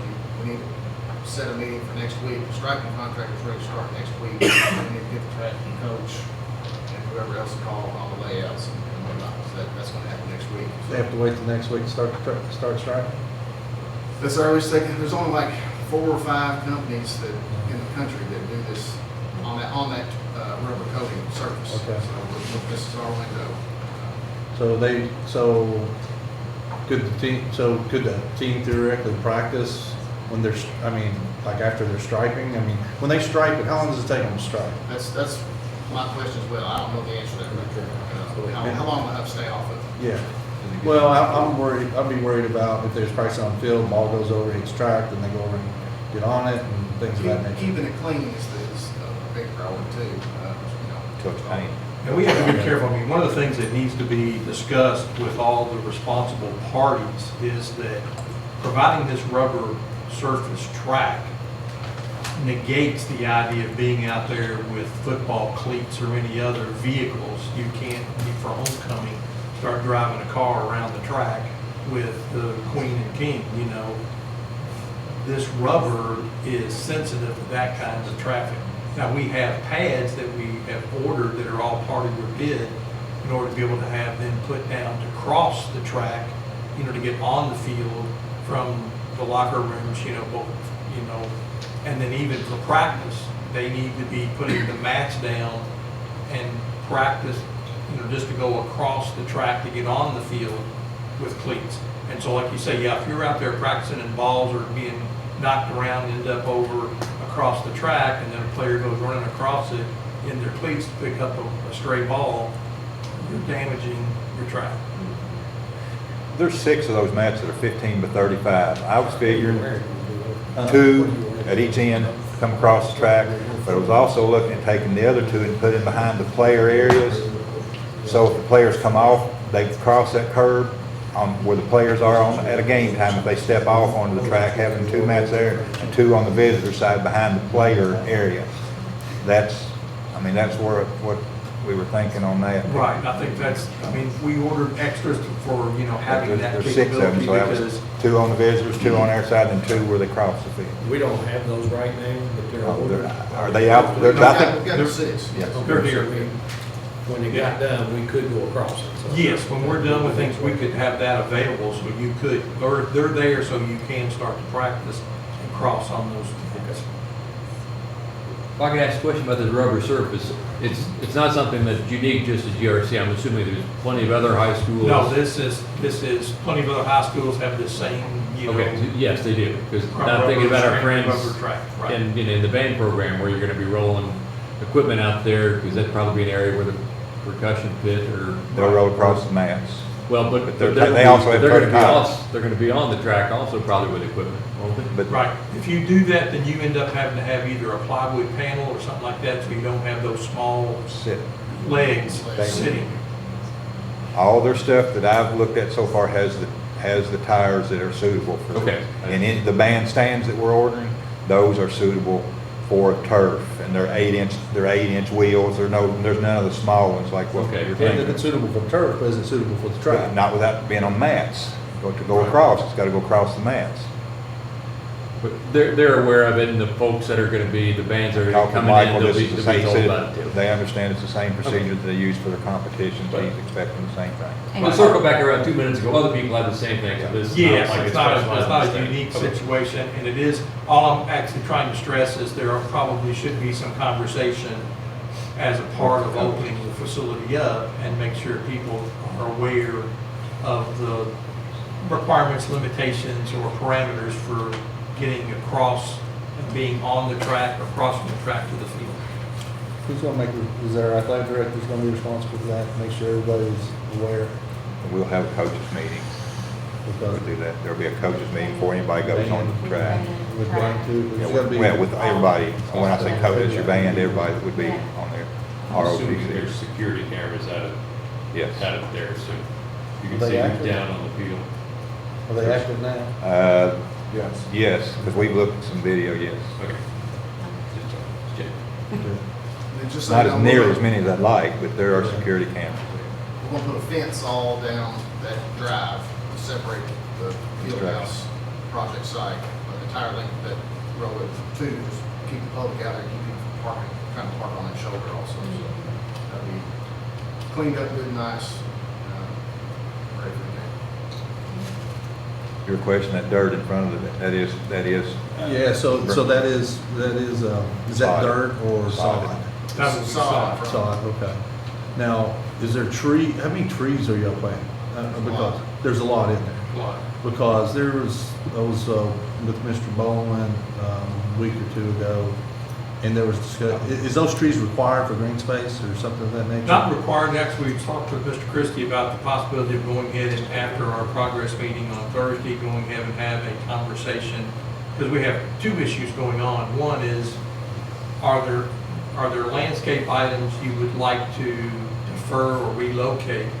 And we actually have a landscape supplier that's letting us know at this time of year, certain selections are limited, and it's probably not appropriate to plant some of this stuff in the heat of the, August, September that we still have. Part of what they were looking at is like a lot of other materials go around the gym when all of that construction is complete. So one possibility is to have a conversation about not trying to put a whole lot of stuff in before the 6th and what that looks like in terms of trying to maintain that. And wait until cooler temperatures and then get those installed along with trying to facilitate exactly what you want to have and where. Because there's a lot of green space on the side of the concession stands that could be used for tents, for competitions, for band competitions, Right. for vendors that may want to set up, things of that nature. And if there's trees there, There are trees and plantings. if there's a lot of trees there, then that kind of just takes that away. Right. So it's a discussion that you We only just want to talked, have. there's going to be a discussion where we'll actually go out and talk about where they are, where they're planned to be, and then what might be moved. I know that one end on the high school side, end of the field, there's a huge area there. It's great for exactly what you're talking about. And we don't want a whole bunch of trees. Yeah. Something on the out, I can see more on the outside. So we could either take a credit for some trees we want to delete or relocate those trees to other locations that might be more, appropriate for shade or, provide, an area, for athletes and stuff like that to, just under, not associated with the tent city kind of thing that you want to do for. I just think that's something that can always be added by the district at any point, but. Right. But we do have like some landscaping and some shrubbery and stuff in the base bid. But we're still looking to negotiate exactly when that needs to be installed, because we don't want to put it in and stress it with some of the heat that we've had here the last couple of weeks. If that continues on, that makes it hard to have that survive, you know. To answer your question earlier on the, you know, what date would be preferable, I'm sure the coach would want at least a couple of days before they go to Dixie Heights, because that's all turf, you know, and that's on the 30th. Okay. Thursday at the meeting, we'll hash that out. I don't see any problem in working that out. We'll just have to make arrangements to get them out there. I'd say just as soon as you know that they can, call him so he can call, because I'm sure they'll take advantage of it. Yeah. And, you know, that's, I'm sure they would work something out where if you don't want them in the, you know, locker rooms or anything, you know, we have that big storage facility there as you go in to the right. You know, they could put some equipment in there and just stay in there, you know, possibly for a couple of days till y'all get finished. I mean, I would think there's some things. I do have one question on the layout though. The training room. Why is the training room outside of the field house, of the locker rooms? Why is it like you have to go into the training room and then you gotta come out, go through the corridor there and then go into the locker room? What was the reasoning behind that? Have it available for all different kinds of venues or all different kinds of sports or teams or whatever. Even officials couldn't, I mean, it could be the visiting team needs the training room, and if it's in. Like even track, I mean, one of the things that I will tell you that it seems like football has taken ownership of that locker room. Yeah. And so having that training room there, and then you have track and field event, and it's there, you know, you have a soccer event, and then you need to be in the training room, you're having to allow them into the football locker room. I understand that. You just have players getting ankles taped and getting treatment and then walking through the fans to get back to the locker room. Well, they should come under the stands. Yeah, there's, It's under the thing. But they still. Yeah, but that's where all the fans are. Crosses that middle part. Yeah, It's across got that across that middle part. Get back That's where everybody to the comes home through. side. But maybe it's no big deal, I was just wondering. Okay.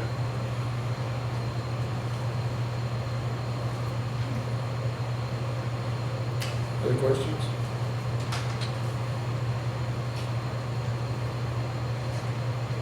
the question I keep getting asked is there gonna be some sort of ribbon cutting or just prior to the game? I think there's a committee that's working on that, doing something Get that with every day. that. So, Yeah, Mr. Bowen is, I guess, kind of leading that, and I've been to a couple of those meetings. Sheriff, Mrs. Richardson and I have been a part of that, and I think the game will be 8 o'clock kickoff instead of 7:30. There's some festivities, people getting recognized. 91 championship team getting recognized. I think, I'm not sure, I don't know if you're ready to publicly announce, you know, the mission and stuff like that. I don't know if that's a done deal. I'm not ready at this point. Okay. I think we need There's to some put that special, out. I think there's some special things that, But all that's gonna be associated with the 6th, not Yes. like trying to do I just something. didn't know if there's something we need to be. Pre-game, it'll all be pre-game that day. yeah. Oh, you're talking like doing something for, you know, a different day. Different day. Like a different day, or, yeah, Yeah. if there was something. You want to show? No, there was some talk of maybe, you know, doing a little cookout or something for the team for the first practice or something afterwards, but that's all I've heard.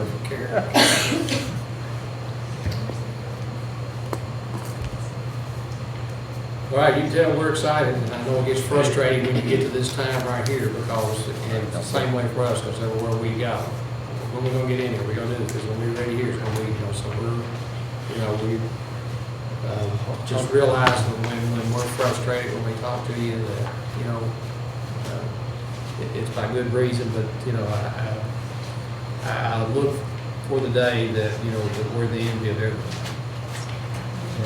Try to have sons on the team, like you dodging parents, like, don't ask me that. All right, well, if we don't have any more, then you have something? That other project at the gym, are they going to give us an update on that? Or do you want to take a break and talk about that? I don't want to stress people out too long. How's the gym coming? It's coming. Now that we're finishing up this portion, all the crews are going to move back over and concentrate on the gym, obviously. Over the next couple of weeks, you'll see window frames started. school side, some windows going in now, probably about a week and a half away from the curtain wall on the front elevation. The main glass, that frame will be coming in about a week and a half. Glass will probably be another 2 weeks behind it. The painting of the trusses of the structure is going to start middle of next week, and the K-13 acoustical insulation is starting September the 9th. So that's a hard fixed date. That's a big ticket item right there. Once that starts, once it's completed, all the ductwork, none of the ductwork and whatnot can be in place ahead of that. Just, you can't get that on any of the finished product, any finished surfaces. So ductwork will fall behind that. The next 30 days, things are really going to start taking shape in there. Current ship date on the bleachers is October.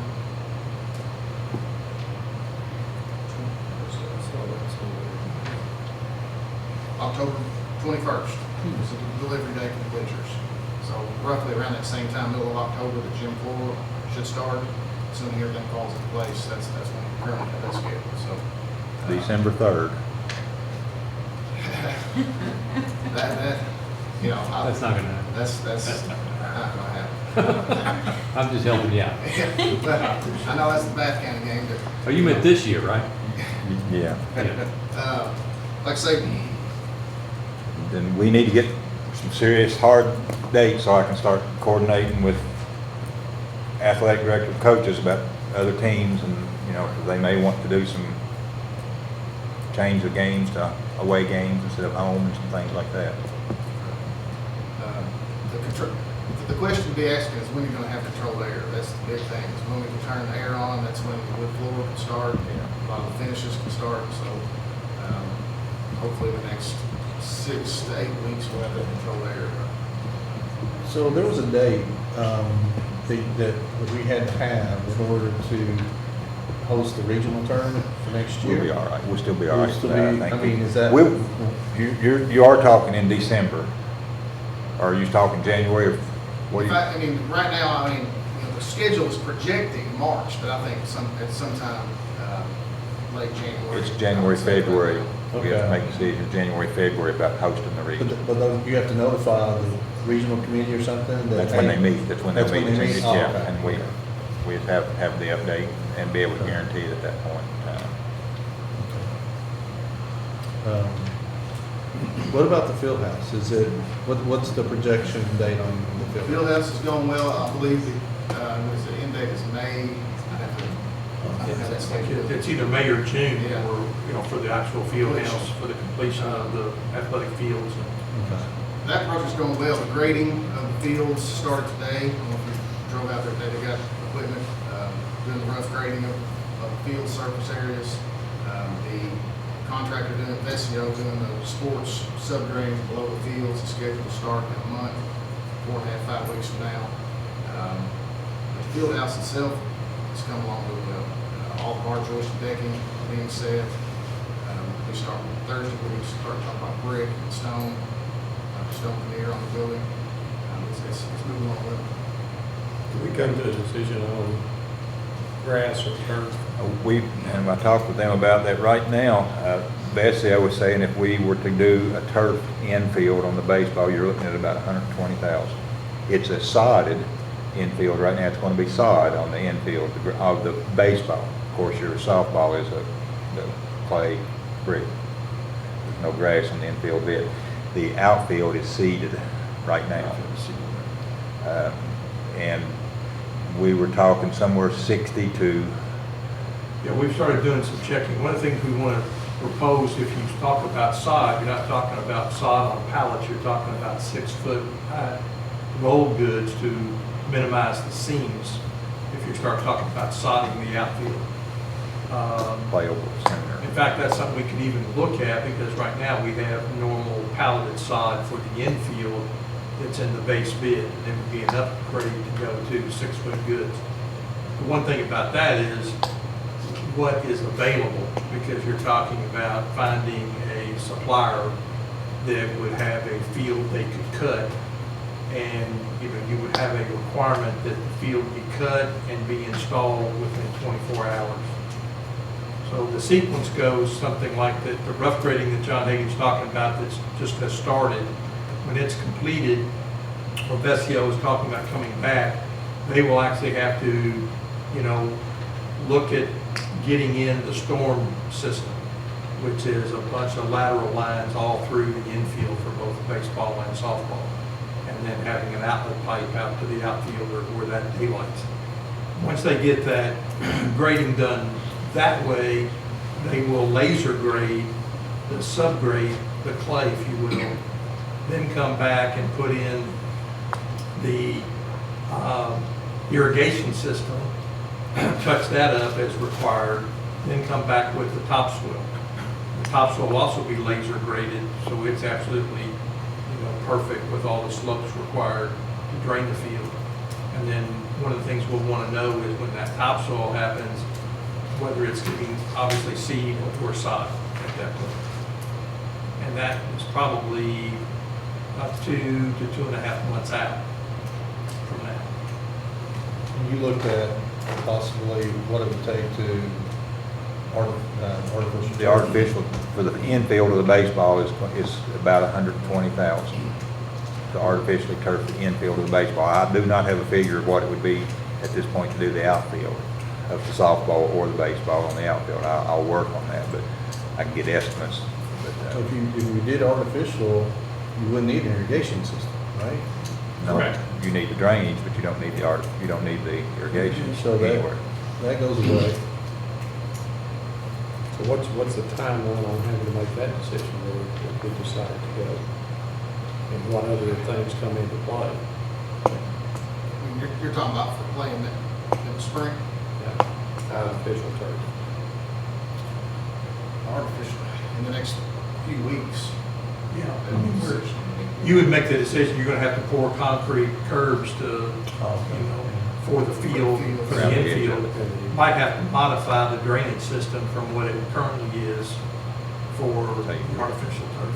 Has there been a cost comparison over like the longevity of a field of turf to sod, because you have to water it, you got, you know, the maintenance of it, and, you know, there's less maintenance obviously with turf. Is there gonna reduce turf though every 10 or 12 years. Yeah, but you imagine how much water you're gonna spend on irrigation of turf over 10 years? What kind of water bill, you know? I'm just wondering if there's any cost savings to do it, Right. one over the other. I don't know, I mean, I'm sure there's been some studies done, I can check with Lathan and see what he might have available. He's actually a member of the Athletic Turf Council, Yeah. so I'm sure there are some studies that have been done like that. And find out, because what I know is that generally speaking, it's the upfront cost that discourages trying to do that versus what the life cycle cost looks like if you want to go out, say, 20 years, so that you have to, two turf replacements, you know, at 10 and 20. So what's that look like? Yeah. I'm just noticing, I mean, like Little League World Series going on right now, looks like that's turf. So. UK's UK's entire is- field, mounds, batter's boxes, and everything's turfed right now. Now, the only thing that they take off that's not turfed when the season starts is they'll take the turf off the mound, so they've got a regular clay mound. And everything else is turf, baselines, batter's boxes, everything. I mean, if you're looking at, 40 years for it to return, that doesn't make any sense. But if it's 12, 10, 12 years, maybe it is something to consider.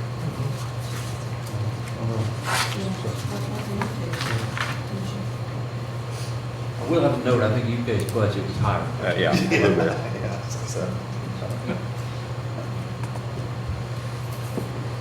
Other questions, comments? Thank you all for being here, appreciate it. Is there a need for a break, or do we want to just go on through this? Those people got to go to school tomorrow, there's not really a lot of stuff left on the pay applications. So we're just That's gonna- all. I mean, I certainly won't be offended, so. Thank you. So we knock it out. Knock this out.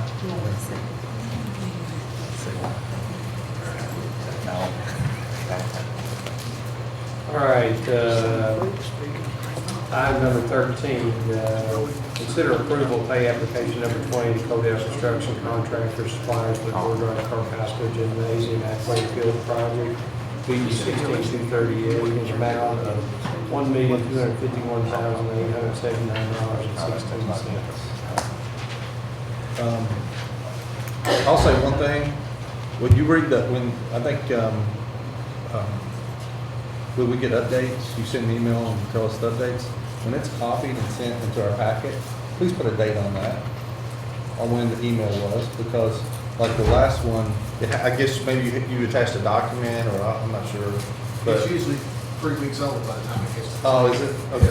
It's just, because when you say next week in your email, Sure. then I'm Half a week like, ago. okay, when was that?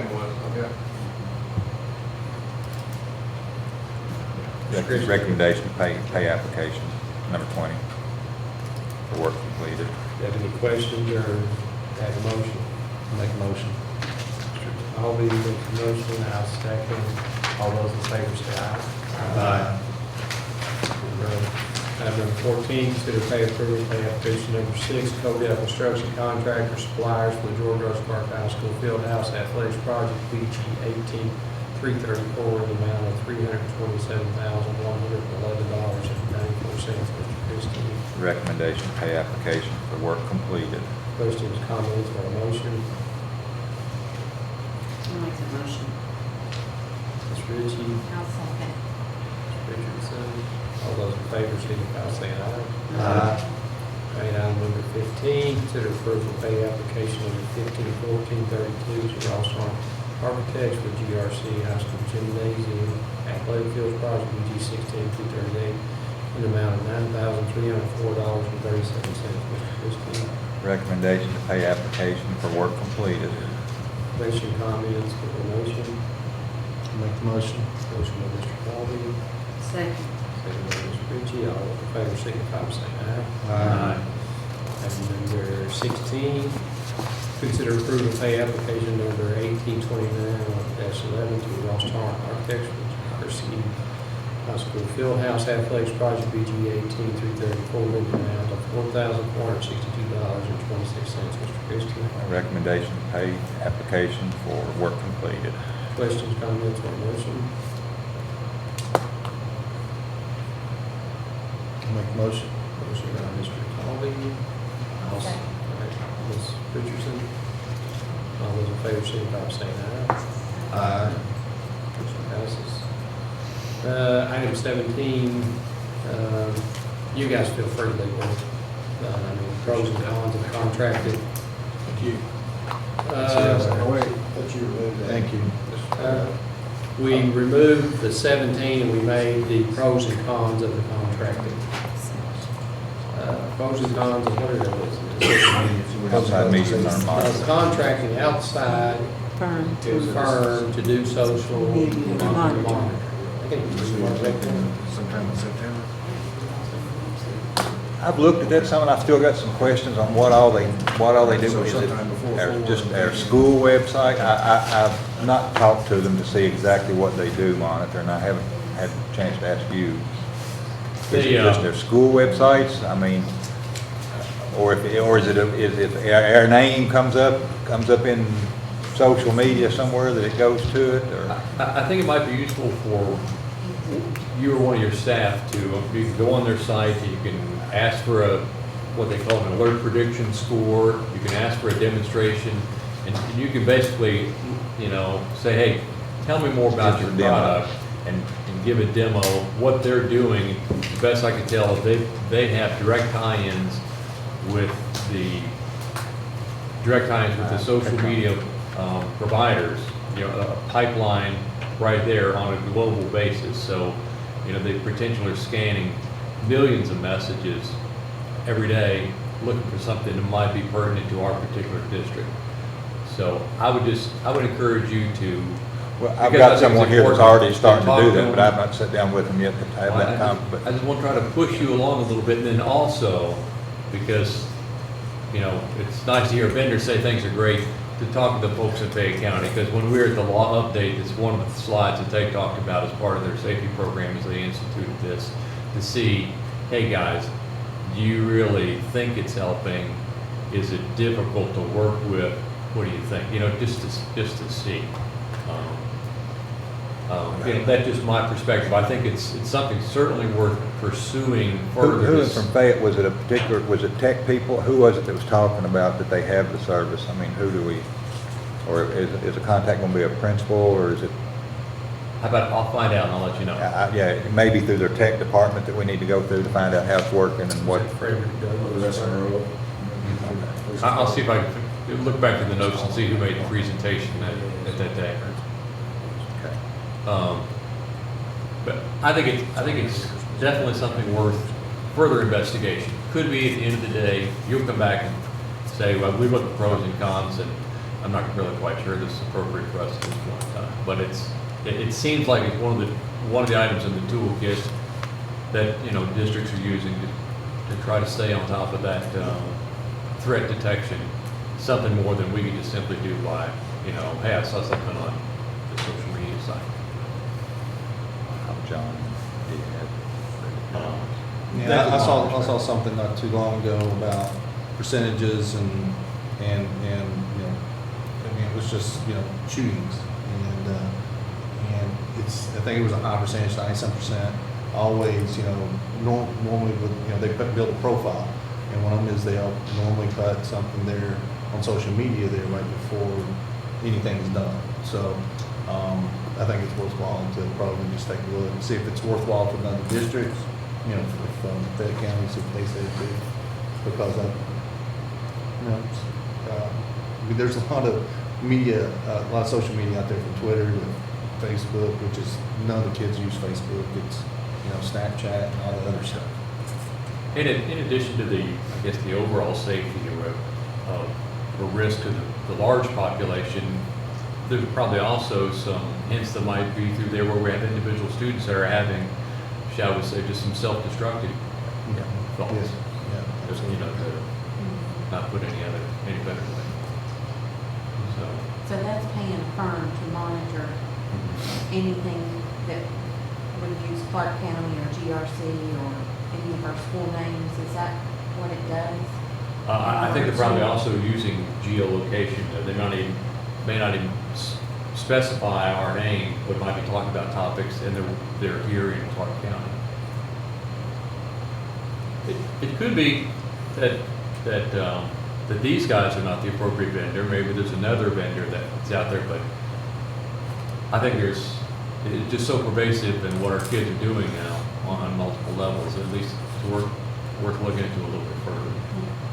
And you know, there's a lot of companies out there that do this for businesses.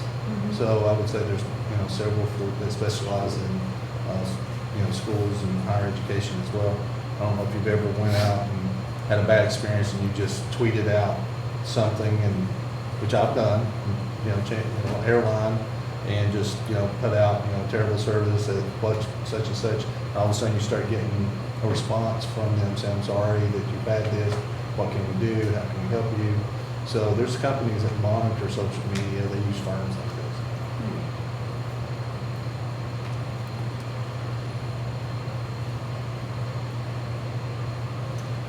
So, I guess to wrap up, are you all okay with trying to encourage our superintendent to go down I'll this make path of contact research with and Fayette do more? County and I'll send them find, on. I'll find the contact person, same with Fayette County, and we'll just see where it goes.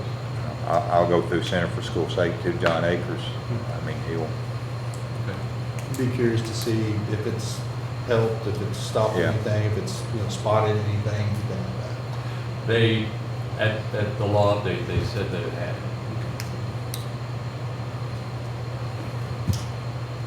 Other discussion, we good?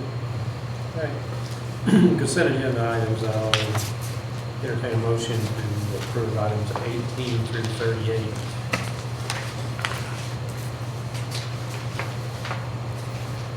And let's, excuse me first, if there's anything anybody wants to pull off there first to discuss. There's one thing I wanted to discuss. The expense report. What is it? Which item is it?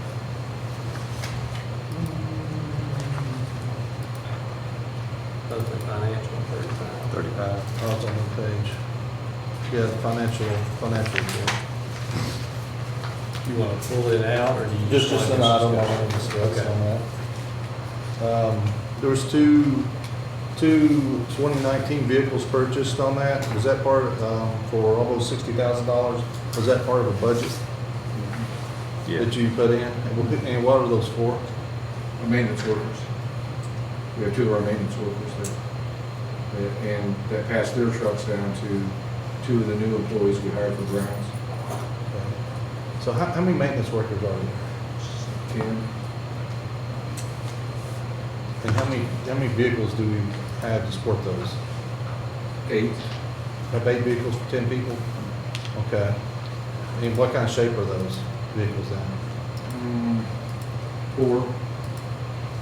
And we have several. I was gonna say, obviously two aren't.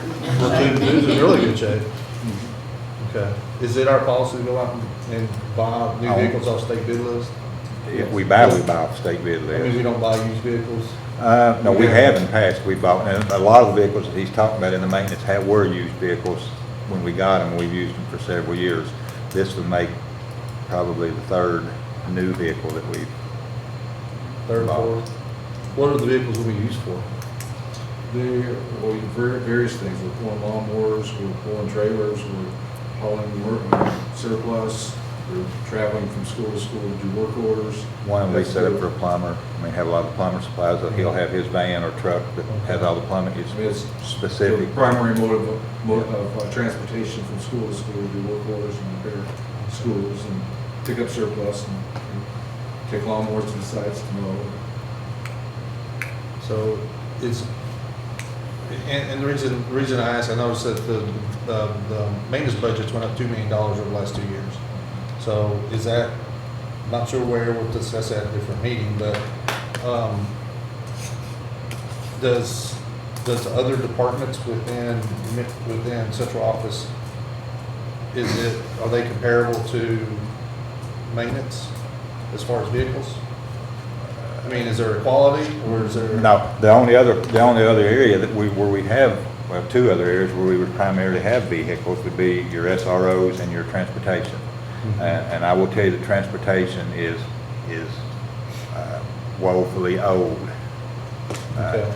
We're talking vehicles, some of the vehicles are 250,000 miles on them. And so what would that come out of? But, well, either they would request it and it come from the board out of general fund, or through their budget that they budget for it and plan for it.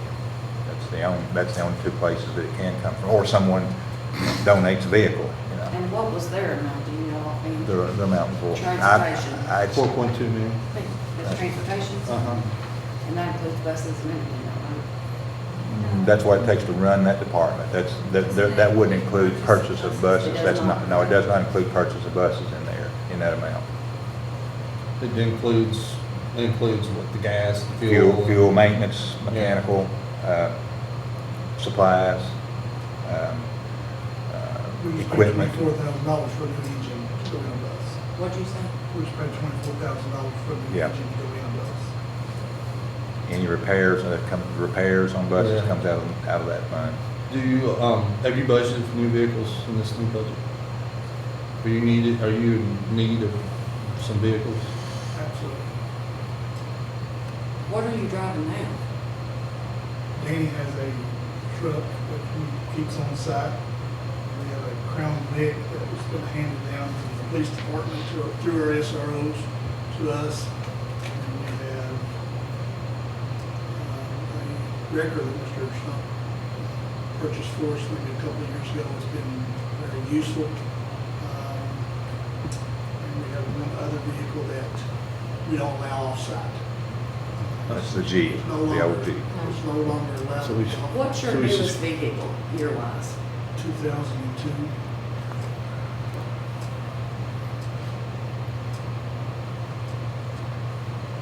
And how many people you have in transportation that requires vehicles? It all depends.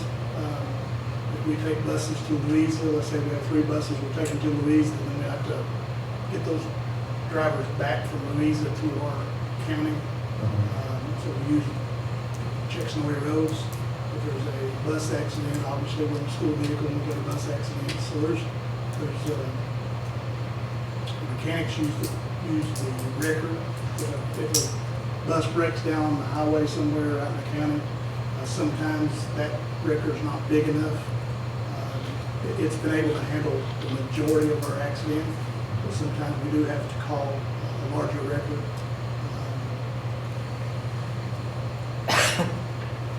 What year is your record?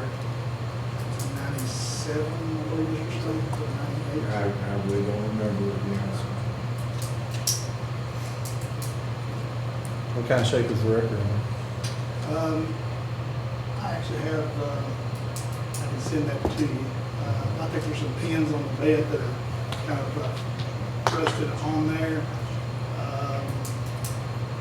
It's in pretty decent shape. To be as old as it is in really good shape. And like I said, it handles the majority of the accidents or engine trouble that we may have to tow a bus back. It does handle all that very well. You only use it when you need it. So, Yes. Yeah, so. We're desperate need It's paid for itself multiple times over in total fee, save us in total bills. So if your newest vehicle is a 2002, what are you checking roads in? Are you the one that checks the roads? Well, me and Danny, Mr. Stumpf, Mr. Christian, check those. So what are you driving? They'll take one of the maintenance vehicles at that point in time to go out at night and check roads when the maintenance aren't using it. So you can drive one of the new trucks to check roads? Sure. You can, okay. If it's night when we're expecting inclement weather, we'll send him home in a vehicle. It's not one of the transportation vehicles, it would be a maintenance vehicle that wouldn't be needed to plow roads with. So is everybody leaving vehicles here? I mean, other than, I know the office. You're driving a personal vehicle, none of the maintenance guys take them home. David's driving a personal, he's not taking one home except in inclement, when on inclement weather nights, yes, there would be Donald, probably David. They should. And they take them home, so they can start checking from home, coming back. But on the normal, right now, I don't think there's anybody driving, none of the maintenance guys driving home. Maybe no date on We it. have one four-wheel drive vehicle transportation to check roads. You have one four-wheel drive? That's the one Danny usually drives. I think we need to put that on the. But we have agenda for budget budget. on there, and just for myself, I probably need a lot more information myself. But if we could talk about this probably all night, we can ask for some information for the special meeting to see, again, we still got, working budget coming up here in a couple months anyway, so I mean, there's things there, I'd like, yeah, but I agree with Bill on that before November. We probably need to address that situation before they're out. Well, I mean, we can at this next one, I would just like to have more information from everybody. I agree, yes. Yeah. I think we definitely need to get it. I think That it was brings the up a point, good is that- point right there, that we can put it in there, so. Okay. Okay. Anything else anybody wants to pull off of the consent items? If not, I'll entertain a motion for items 18 through 38. I'll make that motion, 18 through 38. Motion by Mr. Spalding, Go ahead, Sherry share. Richardson. All those in favor, signify by saying aye. Number 39, authorized payments of salaries and accounts payable. I'll make that motion. Motion by Mr. Heisel. I'll second that. All those in favor say aye. Aye. Any motion to adjourn? Make a motion to adjourn. Richie. I'll second that. All those in favor say aye. Meeting is adjourned at 8:28. You second that, Mr. Parallel? Yes. You second.